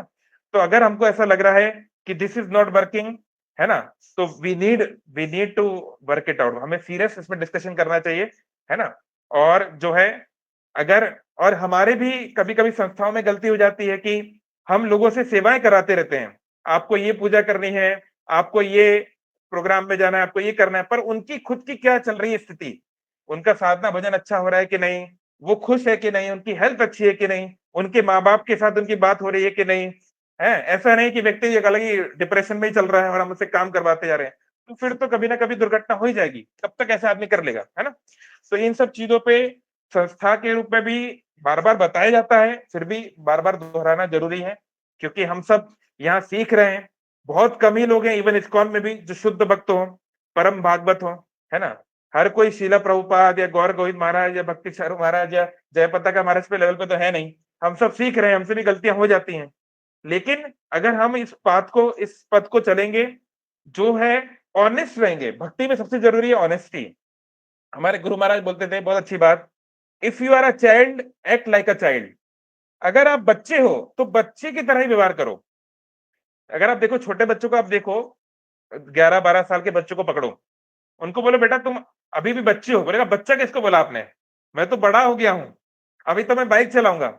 ये होता है नहीं, जब टीनेज शुरू होती है 13 उसके आसपास, वो जल्दी जल्दी बड़े होना चाहते हैं, है कि नहीं? जो लड़कियां भी हैं वो मेकअप करना चाहती हैं, वैसे वैसे ड्रेस करना चाहती हैं, लड़के भी बाइक चलाना चाहते हैं, अपने आप को बड़ा दिखाना चाहते हैं। अब हम बच्चे नहीं रहे, राइट? तो होता क्या है कि कोई ऐसे जल्दबाजी दिखाएगा जो वो है नहीं और वो दिखाए, तो फिर उसके साथ ऐसे एक्सीडेंट हो ही जाएगा। तो गुरु महाराज बोलते थे कि अगर आप भक्ति में बच्चे हो, भाई आप 4 माला अच्छे से कर सकते हो, 16 माला आपको बहुत मुश्किल होती है, तो ऑनेस्ट रहो।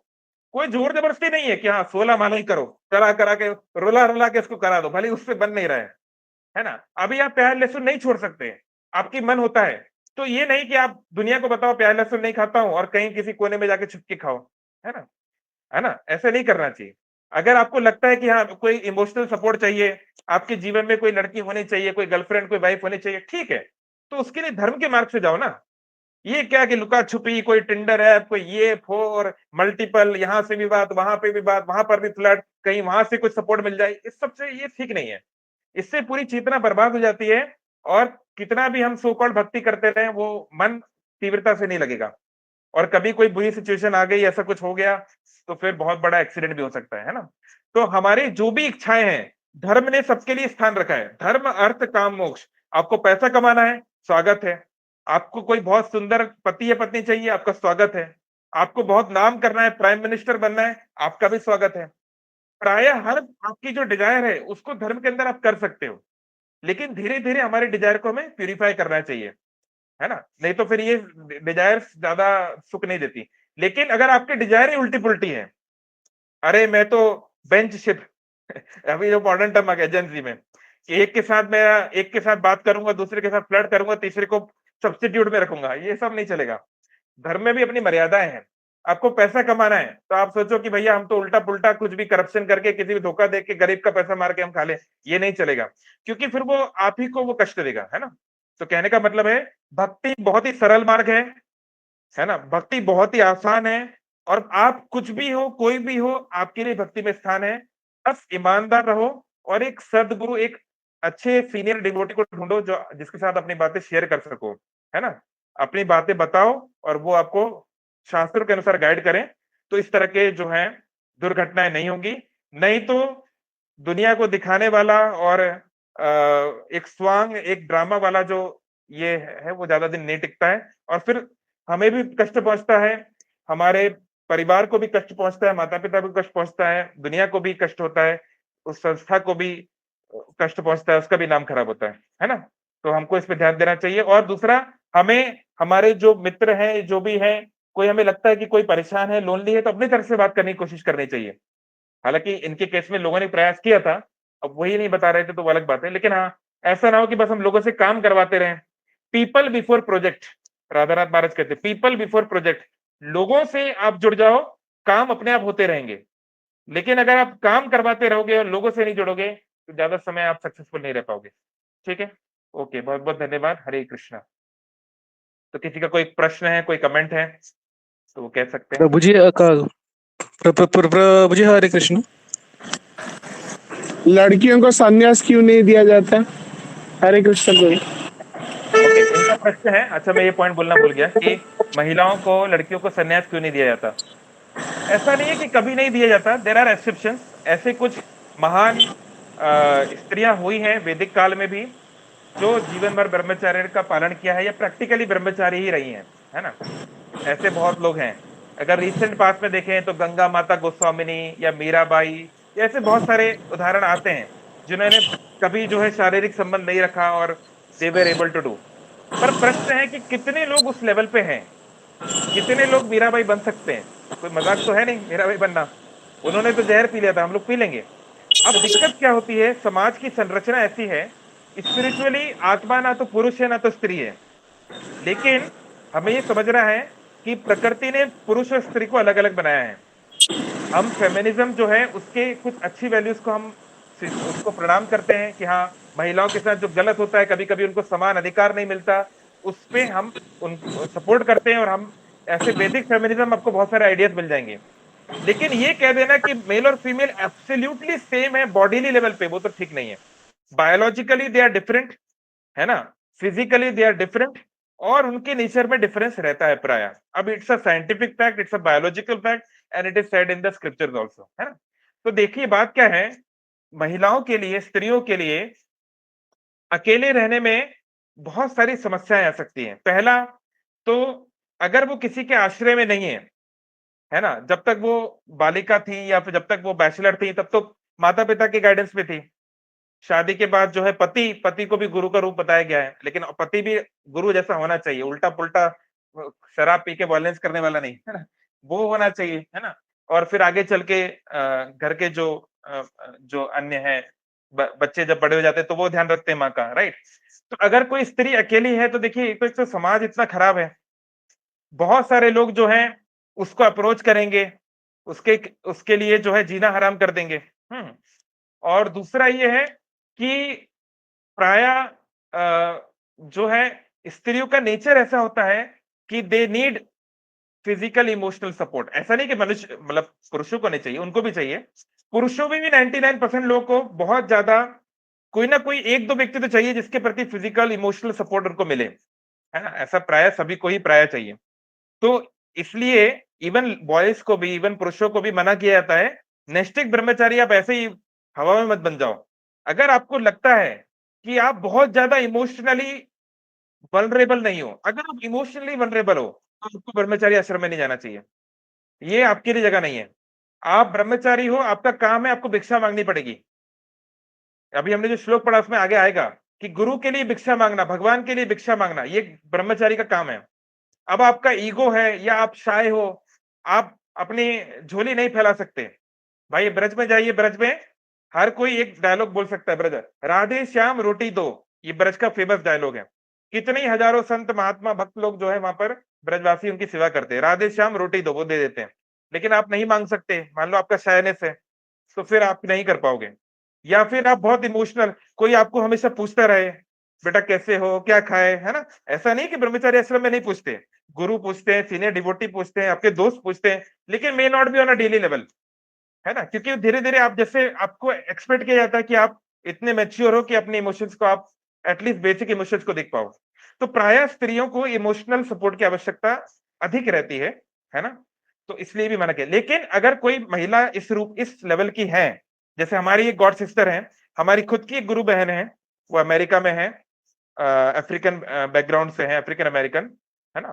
तो उनको हमारे गुरु महाराज ने अलाउ कर दिया, तो उनका कभी विवाह नहीं हुआ और वो आश्रम में रहती है, उनके लिए अलग सेटअप ब्रह्मचारिणियों के लिए किया गया है।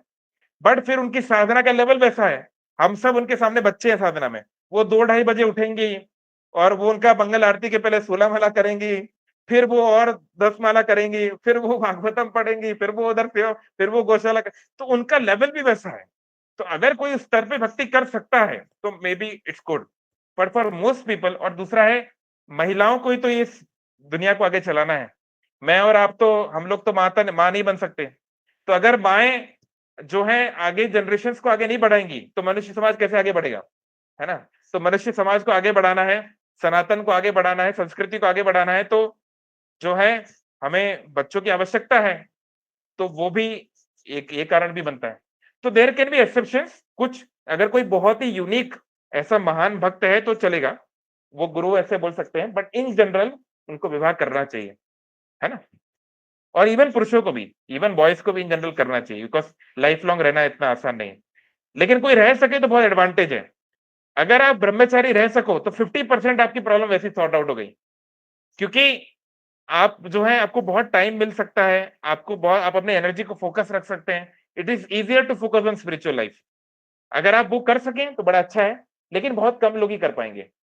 क्योंकि ये हर व्यक्ति उस प्रकार के संस्कारों के साथ जन्म लेता है, और पिछले 20-25 साल जब तक वो आया नहीं भक्ति में, तब तक उसके जो संस्कार रहे, अलग अलग व्यक्ति के अलग अलग रहते हैं, है ना। तो जनरलाइज कहना तो मुश्किल है, तो केस बाय केस बेसिस देखना पड़ेगा। ठीक है, चलो एनीवन एल्स यहाँ पे। प्रभु जी अगर प्रभु जी अगर किसी का मन में बहुत इच्छा है कि उसे आजीवन ब्रह्मचारी रहना है, लेकिन उसको लगता है कि उसे लाइफ में इमोशनल सपोर्ट की जरूरत है, तो उस स्थिति में उसे क्या करना चाहिए? और उसे पता है कि उसके अंदर लस्ट भी नहीं है, लेकिन उसे लगता है कि इमोशनल सपोर्ट की जरूरत है उसको लाइफ में आगे, तो उस स्थिति में क्या करना चाहिए? कृपया मार्गदर्शन कीजिए। हाँ, नहीं पहले तो ये नहीं समझना चाहिए कि लस्ट नहीं है, ऐसा तो हो नहीं सकता। बहुत हायर लेवल पे ऐसा हो सकता है ना। अनर्थ निवृत्ति भक्ति का एक बहुत हायर स्टेज है कि लस्ट पूरी खत्म हो जाए। तो लस्ट रहती है, पर क्या होता है, भगवान ने गीता में एग्जाम्पल दिया है, कौन जानता है? लस्ट के 3 एग्जाम्पल दिए ना। लस्ट कैसे छुपती है, कौन बताएगा? लस्ट हमारे अंदर कैसे छुपी हुई है, गीता में 3 एग्जाम्पल दिए हैं। पहले बोल रहे हैं जैसे आग में धुआं, जैसे आग में धुआं है। दूसरा क्या बोलते हैं? लेट मी सी, दूसरा वाला क्या था? मिरर दूसरा पे वाला, वो दोनों, मिरर जी पे जी, तो जी मिरर पे जो क्या डस्ट हो जाता है। हाँ yes, thank you, very nice. कौन से माता जी बोले? जैसे शिष्य हाँ, होता है प्रभु जी। जैसे मिरर के ऊपर डस्ट, जैसे आईने के ऊपर डस्ट लगी हो। और तीसरा, जैसे माँ के गर्भ में बच्चा। ये 3 एग्जाम्पल गीता में दिए हैं। इसका क्या मतलब है, देखिए, अब जब आग होती है तो धुआं तो होगा ही, ये तो नेचुरल है भाई। लेकिन वो धुआं दिखाई देता है, विजिबल होता है। तो ऐसे कभी कभी हमारी लस्ट हमको दिखती है, हमारा बहुत आकर्षण हो रहा है, उधर नजरें जा रही है, इधर उधर वीडियो जा रहा है, तो दिखता है। पर कभी क्या है, दिख होता है पर इतने आसानी से दिखता नहीं। जैसे एक मिरर है, मिरर के ऊपर आपके डस्ट एक्यूमुलेट हो गई, आपकी जो कांच है, कांच के ऊपर बहुत सारी धूल जम गई, तो धूल के परे जो है वो दिख नहीं रहा, लेकिन आप थोड़ा सा धूल हटा दोगे तो दिखना शुरू हो जाएगा। ऐसे ही कभी कभी क्या होता है, लस्ट डाउन हो जाती है। हम लोग सतुगुण में हैं, मान लीजिए 3 दिन आप मंदिर में रह के आ गए, वृंदावन वास करके आ गए हैं, या मान लीजिए बढ़िया लाइफ में कुछ अच्छा चल रहा है, तो हो सकता है कि लस्टी डिजायर नीचे चली जाए, हृदय में छुप जाए, पर वो है, पर दिख नहीं रही। अभी थोड़ा सा अपने हृदय को हम खरोचेंगे तो दिखेगी। और तीसरा होता है जिनकी लस्ट इतनी कम हो गई है कि मान लो माँ के पेट के अंदर छुपा हुआ बच्चा, अब माँ का जो पेट है आप उसको कितना भी मतलब स्क्रैच करो, बच्चा दिखेगा तो नहीं, है ना? बच्चा तो जो है वो है, पर वो दिखाई नहीं देता, लेकिन आप उसको महसूस कर सकते हैं। बच्चा किक मारता है, माँ का पेट बड़ा हो जाता है ना? महसूस कर सकते हैं पर देख नहीं सकते। तो ऐसे ही कभी-कभी जो भक्ति जो लस्ट है वो कुटी बिल्कुल सूक्ष्म रूप से ले लेती है, लेकिन वो है। बहुत ऊंचे स्तर पे जाके लस्ट खत्म होती है, वो इतना आसान नहीं है। मुझे लगता नहीं कि हम में से कोई इस लेवल पे होगा, बट अगर कोई है तो I congratulate you, it's very nice. हम सबको उस लेवल पे जाना है कभी ना कभी, तो अगर आप वैसे हैं तो बहुत अच्छी बात है। लेकिन वही बात है, अगर कोई बोलता है कि इसके अंदर लस्ट नहीं है लेकिन उसको इमोशनल सपोर्ट चाहिए, तो दोनों बातें जो हैं ये कॉन्ट्रडिक्टरी हैं, ये विरोधाभास है। क्योंकि व्यक्ति के अंदर लस्ट कब जा सकती है? जब उसको लव मिले। लस्ट जो है लव का अपोजिट है। अगर कोई कोई ये बोले मैं पैरासिटामोल भी खाता हूं और मेरा बुखार भी बढ़ रहा है, मैंने एक पैरासिटामोल खाई 99, दूसरी खाई 100, तीसरी खाई 101, अरे ये क्या है? भाई आप डोलो खा रहे हो, पैरासिटामोल खा रहे हो, तो आपका बुखार तो कम होना चाहिए ना, दवाई से आपका बुखार कम होना चाहिए। तो जिस व्यक्ति का भगवान के प्रति रियलाइजेशन हो रहा है, जितना जितना कृष्ण के प्रति अनुराग बढ़ रहा है, उतना उसका दूसरे जीव का शरीर को भोगने की इच्छा कम होती जाएगी, ये तो समझ में आता है। लेकिन कोई ये बोल रहा है कि मेरी भोगने की क्षमता इच्छा नहीं है पर इमोशनल सपोर्ट बहुत चाहिए, यानी कृष्ण के प्रति इमोशनल अटैचमेंट नहीं है, तो यानी दोनों बातें कॉन्ट्रडिक्टरी हैं। क्योंकि भक्ति में जो हमारी प्रोग्रेस होती है, ऐसे नहीं केवल फिजिकल हमको सेक्स नहीं चाहिए, इमोशनली भी व्यक्ति महिला और स्त्री को या फिर अपोजिट जेंडर को उसकी चेतना ही बदल जाती है, वो देखने का नजरिया ही बदल जाता है। ये प्रैक्टिकल है, थोड़ा बहुत हम लोगों ने भी अपनी लाइफ में थोड़ा बहुत अनुभव किया है। देखने का नजरिया, इंटेलेक्चुअल कॉन्शियसनेस बदल जाती है और स्पिरिचुअल कॉन्शियसनेस तो बदलेगी, तो वो होना ही चाहिए। अगर इमोशनल क्वेश्चन नहीं बदल रहा है तो कुछ गड़बड़ है, भक्ति अच्छे से नहीं हो रही है ना? तो हाँ, इमोशनल सपोर्ट हम सबको चाहिए, लेकिन अगर जैसे देखिए क्या होता है, जैसे आजकल के जो हम अगर आजकल के एग्जांपल में देखें, अभी लड़का लड़की चैट करेंगे, आज अब तुमने क्या खाया बाबू, है ना? सोना तुमने क्या खाया, अच्छा आज ये पहनी, ये पहना, है ना? कितना वो एक दूसरे से बात करते हैं, राइट? पूरी मतलब जो है, आज ये हुआ, आज मेरे यहाँ पे ये हुआ, राइट? जैसे बचपन में हम लोग माँ बाप से बात, मम्मी से बात कर, पिताजी से तो कम, मम्मी से लोग बात नहीं करते हैं, आज मम्मी मेरे स्कूल में ये हुआ वो हुआ, राइट? इमोशनल। तो ऐसे ही लाइफ लॉन्ग ब्रह्मचारी वही बन सकता है जो प्रभुपाद जी के शिष्य थे श्री महाविष्णु स्वामी, बोलते थे अब ब्रह्मचारी should marry marry Srimad Bhagavatam, जिसने भागवत पुराण से शादी कर ली, यानी जो भगवान के शब्दों में, भगवान के विग्रह में, भगवान के नाम में जिसका मन लग गया, वही रियल में रह पाएगा ब्रह्मचारी, ज्यादा नहीं तो ज्यादा समय रह नहीं पाएगा, है ना? तो जो है उसमें हमारा आदान प्रदान, अरे जैसे कुछ जब चैतन्य महाप्रभु गए दक्षिण भारत श्रीरंगम, तो वहां पर एक भक्त थे रघुनाथ दास, तो वो जो है रो रहे हैं, खाना नहीं खा रहे हैं। चैतन्य महाप्रभु ने बोला आप खाना क्यों, आप प्रसाद क्यों नहीं पा रहे हैं भाई, क्या हुआ? बोले मेरी सीता माँ को रावण ने हाथ कैसे लगा दिया, मुझे इस बात का इतना दुख है कि मेरी सीता माँ को उसने हाथ लगा दिया, अब मैं, मेरे से खाना हजम नहीं हुआ, मैं खा नहीं सकता हूँ, मेरे को इतना कष्ट हो रहा है। तो सोचिए उस व्यक्ति का क्या लेवल था कि वो, उसका मेडिटेशन इस लेवल पे है कि माता सीता को उस दुष्ट रावण ने हाथ कैसे लगा लिया, इतना उनका सीता माता के प्रति प्रेम है कि अब उसको भूख ही नहीं लग रही है। तो ये है नेचुरल वैराग्य, जब आपका राधा कृष्ण के प्रति, सीता राम के प्रति, है ना? अगर कोई सीता महारानी को के प्रति जुड़ गया, अब सीता महारानी जो दर्शन कर रहा है, वो दुनिया की लड़की के प्रति क्या अट्रैक्ट होगा? सीता देवी की ब्यूटी जो है उनके उससे क्या कोई कंपैरिजन नहीं है। तो वो वैसे ही जो है किसी और चीज के प्रति आकर्षित नहीं हो सकता, राइट? तो ऐसा कोई लेवल पे पहुंच जाए तो अलग बात है, अदरवाइज हमको जो है सपोर्ट की जरूरत है। और इवन ब्रह्मचर्य आश्रम में भी फ्रेंड्स होते हैं, गुरु हैं, सीनियर डिवोटी होते हैं, पूछते रहते हैं हाल चाल, बढ़िया, कोई दिक्कत नहीं, आराम से रहो खाओ, बहुत कुछ प्रभुपाद की कृपा से बहुत सुविधा है, अब इतना कोई कठोर नहीं, कितना कठोर नहीं है, लेकिन हाँ कभी कभी कठोर हो भी जाता है, तो लाइक डिपेंड्स ऑन सिचुएशन, भगवान लेते हैं कभी कभी परीक्षा। ओके, तो हमें इन जनरल जो इसलिए कहते हैं हमें एक पार्टनर की जरूरत है हमको एक एक एक विवाह एक ऐसा आश्रम है जिसमें हमारी पत्नी या पति जो है हमको सपोर्ट करते हैं। चलो, anyone else? May be last question. मैं आपको म्यूट किसी और को कोई प्रश्न है, कोई कमेंट है? तो देखिए, मैं स्पेसिफिकली तो ये नहीं बता सकता कि वो प्रभु जी ने ऐसा क्यों किया, क्योंकि वो उनकी प्राइवेट लाइफ है। It was not. म्यूट कर दो, किसका म्यूट है? हरे कृष्ण को म्यूट रखिए। तो पर्सनल उनकी चीजें तो हम लोग रिवील नहीं कर सकते एक पब्लिक प्लेटफॉर्म पे, लेकिन प्राय जो गलतियां होती हैं और उनसे भी जो हुआ वो इट वाज सिमिलर। जो हमने थीम्स आज हमने जो चर्चा की, इट वाज सिमिलर थीम्स, है ना? Anything else? नहीं तो मैं चैट बॉक्स में एक क्वेश्चन है उसको ले लेता हूँ। राकेश ना, प्रभु बोल रहे हैं कि हरे हाँ बोलिए।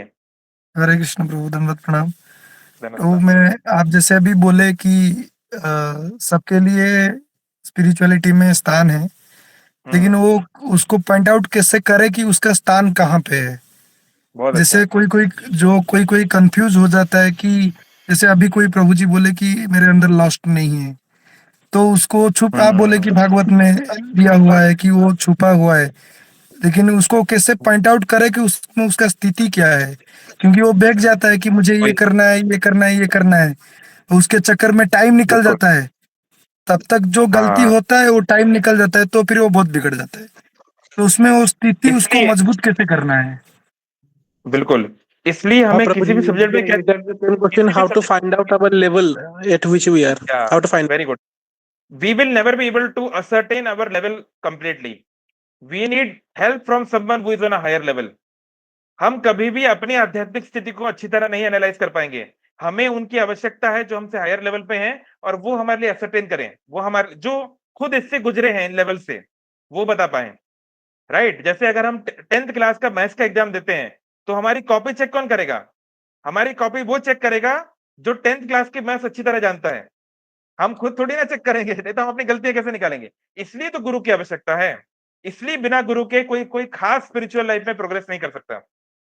हमको कोई बताने वाला होना चाहिए, आप यहां गलत कर रहे हैं, this is wrong, this is wrong conception. हमें एक पर्सनल फिजिकल पर्सन की आवश्यकता है। ऐसे नहीं हम बोले हाँ हम तो प्रभुपाद जी को गुरु मान लेंगे कि 1000 साल पहले रामानुजाचार्य आए उनको गुरु मान लेंगे। कई लोग हम तो भगवान कृष्ण को ही गुरु मानते हैं। तो आप अगर कुछ गलत कर रहे हैं तो भगवान कृष्ण थोड़ी ना आएंगे आपको सुधारने के लिए डायरेक्ट, है ना? वो कोई बहुत बड़े लेवल पे हो तो अलग बात है, लेकिन नॉर्मली हर किसी के लिए तो नहीं। भगवान जैसे गीता में भगवान ने कहा कि मैं छुपा हुआ रहता हूँ, लाइक दैट, है ना? तो we need expert, we need a guru जो हमें बता सके कि हाँ आपकी ये गलती है, आप यहाँ कमी हो रही है, यहाँ आपको इंप्रूव करना चाहिए। जैसे किसी और फील्ड में भी, हर फील्ड में हमें एक्सपर्ट चाहिए। कोई बीमारी है तो ये नहीं गूगल करके खुद ही इलाज करने लग गए। हमें एक डॉक्टर चाहिए, हमें एक एक्सपर्ट व्यक्ति चाहिए उस मैटर पे, राइट? घर बनाया तो खुद ही घर थोड़ा ना बना लोगे गूगल देखकर। हमें एक आवश्यकता होती है एक्सपर्ट की, ऐसी स्पिरिचुअल एक्सपर्ट की आवश्यकता है, उसका कोई सब्स्टिट्यूट नहीं है। We all need a guru, we all need a mentor. ठीक है? और तो एक यहाँ पे क्वेश्चन लास्ट में प्रभु जी, हम कभी कभी सत्वगुण में ज्यादा आ जाते हैं, जैसे सेवा किए या तो ज्यादा डिवोटी की एसोसिएशन किए, तभी क्या होता है, जैसे बोलते हैं कि भक्ति के दोनों बेटे होते हैं, जब ज्ञान और वैराग्य, ये जी, दोनों चीज होते हैं। तो उसमें क्या होता है कि आपको ये सब चीज से दूर रहने के लिए प्रेरणा मिलती है कि हाँ हमको ब्रह्मचारी रहना है, कि कोई माता जी जैसे बोलेंगी हमको शादी नहीं करना है, लेकिन हाँ उसमें स्थितियां बदल नहीं जाता है। फिर उसका कभी भी डाउन आएगा तो उसको जैसे पहला पोजीशन है उस पे वही आ जाएगा फिर। तो उसमें कंसिस्टेंसी कैसे रखना है, उसमें चीजें जैसे मैं सोच रहा हूँ कि मैं ब्रह्मचारी रहूंगा, लेकिन उसमें वो स्थिति है नहीं उसका, लेकिन वो ज्यादा एसोसिएशन करते हुए वो उसमें सोच में चला जाता है कि मैं ब्रह्मचारी बनूंगा, तो इसके लेकिन लिए बाद में ये दिक्कत इसके होता लिए है। कुछ प्रैक्टिकल प्रभ- प्रैक्टिकल प्रभु टूल्स जी, हैं। जैसे हम साइंस एग्जैक्टली की, मेरा भी हाँ ये सेम क्वेश्चन है कि साइंस की, कभी कभार जब सतगुण बढ़ जाता है तो हमें लगता है okay okay let me answer it. सब जैसे कुछ खत्म हो गया, लेकिन बाद में जब भक्ति का डाउनफॉल आता है तब लगता है सर। ओके ओके, जैसे हम साइंस की भाषा में बोलते हैं थ्रेशोल्ड वैल्यू, राइट? एक मिनिमम बार, एक मिनिमम स्टैंडर्ड होना जरूरी है। उसके ऊपर नीचे थोड़ा बहुत होगा तो चलेगा। वो मिनिमम बार क्या है कि अगर किसी को लाइफ लॉन्ग ब्रह्मचारी रहना है ना? तो जैसे राधे श्याम प्रभु बहुत सीनियर डिवोटी हैं, आईआईटी मुंबई से पास आउट है, पुणे मंदिर के अध्यक्ष भी हैं। उन्होंने बहुत अच्छी बात बताते हैं कि जैसे कोई व्यक्ति जो है रिलेशनशिप में रहा है और उसका फुल फ्लेज्ड यूनियन उसने किया है, मतलब अपने गर्लफ्रेंड के साथ या किसी और स्त्री के साथ या कोई प्रोस्टिट्यूट, कॉल गर्ल, व्हाटएवर, बहुत कुछ होता है दुनिया में, राइट? अगर उनके साथ उन्होंने फुल फ्लेज सेक्सुअल यूनियन किया है तो उनको आश्रम में नहीं आना चाहिए फुल टाइम, क्योंकि उन्होंने इस लेवल का सेक्सुअल इंटरकोर्स कर चुके हैं, इस लेवल पे वो जा चुके हैं कि बहुत मुश्किल होगा उस चेतना को लाना, ऑलमोस्ट एक चमत्कार ही चाहिए। तो उनको तो फिर विवाह कर ही लेना चाहिए, उनके लिए तो बड़ा ही कठिन है ना? लेकिन बाकी सब लोग हैं, मान लीजिए कोई किसी रिलेशन में था, उसका ब्रेकअप वेकअप हो गया, या भाई उसका मन नहीं है, या फिर कोई एक्टिव रिलेशन में है। अगर आप किसी के साथ रिलेशन में हो, आपकी कोई गर्लफ्रेंड है या कोई है, तो भी आपको फिर ये तो गलत है कि आप एकदम सडनली उसको छोड़ के आ जाओ। This is also wrong on that part, right? तो दिस इज ऑल्सो रॉन्ग। लेकिन अगर कोई साधारण व्यक्ति है, चलो कभी कोई वीडियो देख लिया या कभी कुछ ऐसा, तो उसको सुधारा जा सकता है, उस व्यक्ति के अंदर परिवर्तन लाया जा सकता है। तो उन्होंने एक अच्छा एग्जाम्पल दिया कि मान लीजिए आप कहीं जा रहे हैं, या आप कोई प्राइवेट या पब्लिक इवेंट में है, या कुछ आप इंस्टाग्राम पे देख रहे हैं और कुछ वीडियो आ गया या कहीं आपने कुछ देख लिया, तो किसी अपोजिट जेंडर के प्रति आपकी नजर चली गई। तो पहली बार में ये होना तो नेचुरल है। अब व्यक्ति पुरुष शरीर में है या स्त्री शरीर में है, तो अपोजिट जेंडर के प्रति नजर जाना ये तो हार्मोनल रीजंस के कारण होगा ही, है ना? तो आपकी वैसी नजर चली गई, तो वो तो एक बार हुआ, वो तो एक अलग बात है। लेकिन अगर आपका मन दोबारा उसको देखने का होता है, वापिस नजर उधर जाती है और आप अपनी नजर को कंट्रोल नहीं कर पा रहे, तो फिर आप जो है फ्रेजाइल हो, आप जो है कभी भी आप गिर सकते हो। This is not the ideal standard for ब्रह्मचारी। अगर दूसरी बार नजर जा रही है तो खतरा है, और कोई तीसरी बार भी देख रहा है, एक बार देखा फिर दूसरी बार देखा, नालायक तीसरी बार भी देख रहा है, तो वो तो प्रभु जी ने शब्द इसका रास्कल है, उससे तो कोई उम्मीद नहीं है। वो तो फिर रास्कल है, मतलब वो तो जो है अधम स्थिति में ही है, उससे तो नहीं हो पाएगा, उससे नहीं हो पाएगा, है ना? तो ये कुछ प्रैक्टिकल टूल्स भी होते हैं जिससे मैं पब्लिक प्लेटफॉर्म पे ज्यादा नहीं बोल सकता हूँ। This is only for Brahmachari, only specific thing, कि वो अपने आप को एनालाइज कर सकते हो। आपकी कुछ अगर हैबिट्स हैं, कुछ ऐसी चीजें आप करते हो अकेले में जो है, अगर उनकी मात्रा क्या है, अगर आप इतना सीमेन रिलीज कर रहे हो, इतना वीर्य रिलीज कर चुके हो कि बॉडी आधी वैसी खोखली हो चुकी है, तो फिर मत करो। This is not right for you. मुश्किल हो जाएगी आश्रम में। अगर आप इतना ज्यादा सीमेन रिलीज कर चुके हैं 5 साल से, 10 साल से, ना जाने कब कब से, तो नहीं हो पाएगा आपसे, है ना? मतलब देखो, भगवान चाहे तो कुछ भी कर सकते हैं। अल्लाह मेहरबान तो गधा पहलवान, भगवान चाहे तो किसको क्या बना दे। नॉर्मली 99.9% केसेस में वो नहीं हो पाएगा, उतना नहीं हो पाएगा। तो फिर वो जो है बेटर है कि भाई अपने धर्म के अनुसार चलो, और अपनी सामाजिक आर्थिक स्थिति, भक्ति की स्थिति देखकर एक लाइफ पार्टनर ढूंढो, एंड उनको you can like progress towards in bhakti आसानी से। भक्ति के लिए कोई ब्रह्मचारी बनना जरूरी नहीं है। प्रभुपाद जी जिन्होंने इस्कॉन बनाया वो गृहस्थ थे। बहुत सारे महान भक्त हैं वो गृहस्थ आश्रम में रह के, अधिकतर आचार्य जो हमारे हैं, जनक महाराज की जो भरत महाराज की, बहुत अधिकतर सब गृहस्थ थे। तो ऐसा कोई जोर जबरदस्ती नहीं है, कोई वो वाली बात नहीं है। लेकिन हाँ, कोई अगर रह सकता है तो well and good, it's good in a way. ठीक है, चलो अब बहुत टाइम हो गया। So all rishi are householder नहीं, ऐसा नहीं कि सारे ऋषि हाउस होल्डर हैं। नारद मुनि भी हैं, वो तो ब्रह्मचारी हैं। हनुमान जी हैं। अब चलो, हनुमान जी तो शिव जी का रूप है तो कोई कह सकता है। ऐसे और भी कई ऋषि हैं जो ब्रह्मचारी हैं, but like not that all of them, but हाँ, most of them are householder, most of them are grihastha. इनका क्वेश्चन है कि भक्ति में जितना टाइम गुजारते हैं डिफिकल्ट लगता है, इजी कैसे है? एक्चुअली उनका क्वेश्चन है राकेश प्रो का, भक्ति में हम जितना टाइम गुजारते हैं लगता है कि भक्ति तो बहुत मुश्किल है, इजी कैसे बोल सकते हैं आप? देखो, भक्ति simple but not easy. Gopal Krishna Maharaj बोलते थे प्रभुपाद जी के शिष्य, भक्ति सिंपल बट नॉट इजी। यानी सरल लोगों के लिए भक्ति सरल है, पर अगर हम सरल नहीं है तो फिर भक्ति भी कॉम्प्लेक्स है। ये यथा माम प्रपद्यन्ते, जो जैसे मेरे पास आएगा, भगवान कृष्ण बोलते हैं, काम तथैव भजामि हम, मैं उसके साथ वैसे वैसे डील करता हूं। सो भक्ति सिंपल इन द सेंस है कि बेसिक बातें हर कोई फॉलो कर सकता है। अब लेकिन अगर आपको आगे बढ़ना है, भाई देखो, लाइफ में किसी भी चीज में आगे बढ़ना है तो कंफर्ट जोन तो छोड़ना पड़ेगा। आपको बिजनेसमैन बनना है, आपको मान लो 1,000 करोड़ की प्रॉपर्टी रखनी है, लेकिन आप बोलो मैं तो 9 to 5 ही जॉब करूंगा, दोपहर में वो भी जो है बढ़िया पखाल खा के सो जाऊंगा 2 घंटा, और 9 to 5 जॉब का, तो कहां से 1,000 करोड़ कमा लोगे? है ना? कंफर्ट जोन के बाहर जाना पड़ेगा। आपको खिलाड़ी बनना है, विराट कोहली बनना है, आप बोलो दिन में 2 घंटा खेलूंगा, शाम को 2 घंटा खेलूंगा, तो थोड़ा ना विराट कोहली बन जाओगे। अगर आपको लगता है कि नहीं, अब मेरी लालसा बढ़ रही है, इसी जीवन में राधा कृष्ण को मुझे देखना है, इसी जीवन में जो है ब्रज ब्रज की लीला में मुझे पार्टिसिपेट करना है, अब आपका हाई एकदम गोल है, तो फिर तो कंफर्ट जोन थोड़ा त्यागना पड़ेगा। पर अगर आपका है कि ठीक है, थोड़ा भक्ति भी, थोड़ा इधर भी, थोड़ा इधर भी, थोड़ा इधर भी, जैक ऑफ ऑल ट्रेड्स, तो फिर it's not very difficult, right? तो थोड़ा तो देखिए कंफर्ट जोन से बाहर जाना चाहिए, लेकिन उतना ही जाना चाहिए जितना हम टॉलरेट कर पाए। अगर आप 8 माला करते हो तो आप 12 कर सकते हो, है ना? ऐसे नहीं कि आप सडनली 24 माला करने लगे, 64 माला करने लगे, राइट? ऐसे पागलपन नहीं। कोई व्यक्ति जो है वो सपोज नॉनवेज भी खा रहा है, सिगरेट भी पी रहा है, सडनली वो प्याज लहसुन भी छोड़ दिया, सब कुछ सडनली, तो मुश्किल हो जाएगा। धीरे धीरे आगे बढ़ना चाहिए, तो इतना डिफिकल्ट नहीं होगा, है ना? तो वो पाथ जो है वो हमको क्रिएट करना पड़ेगा।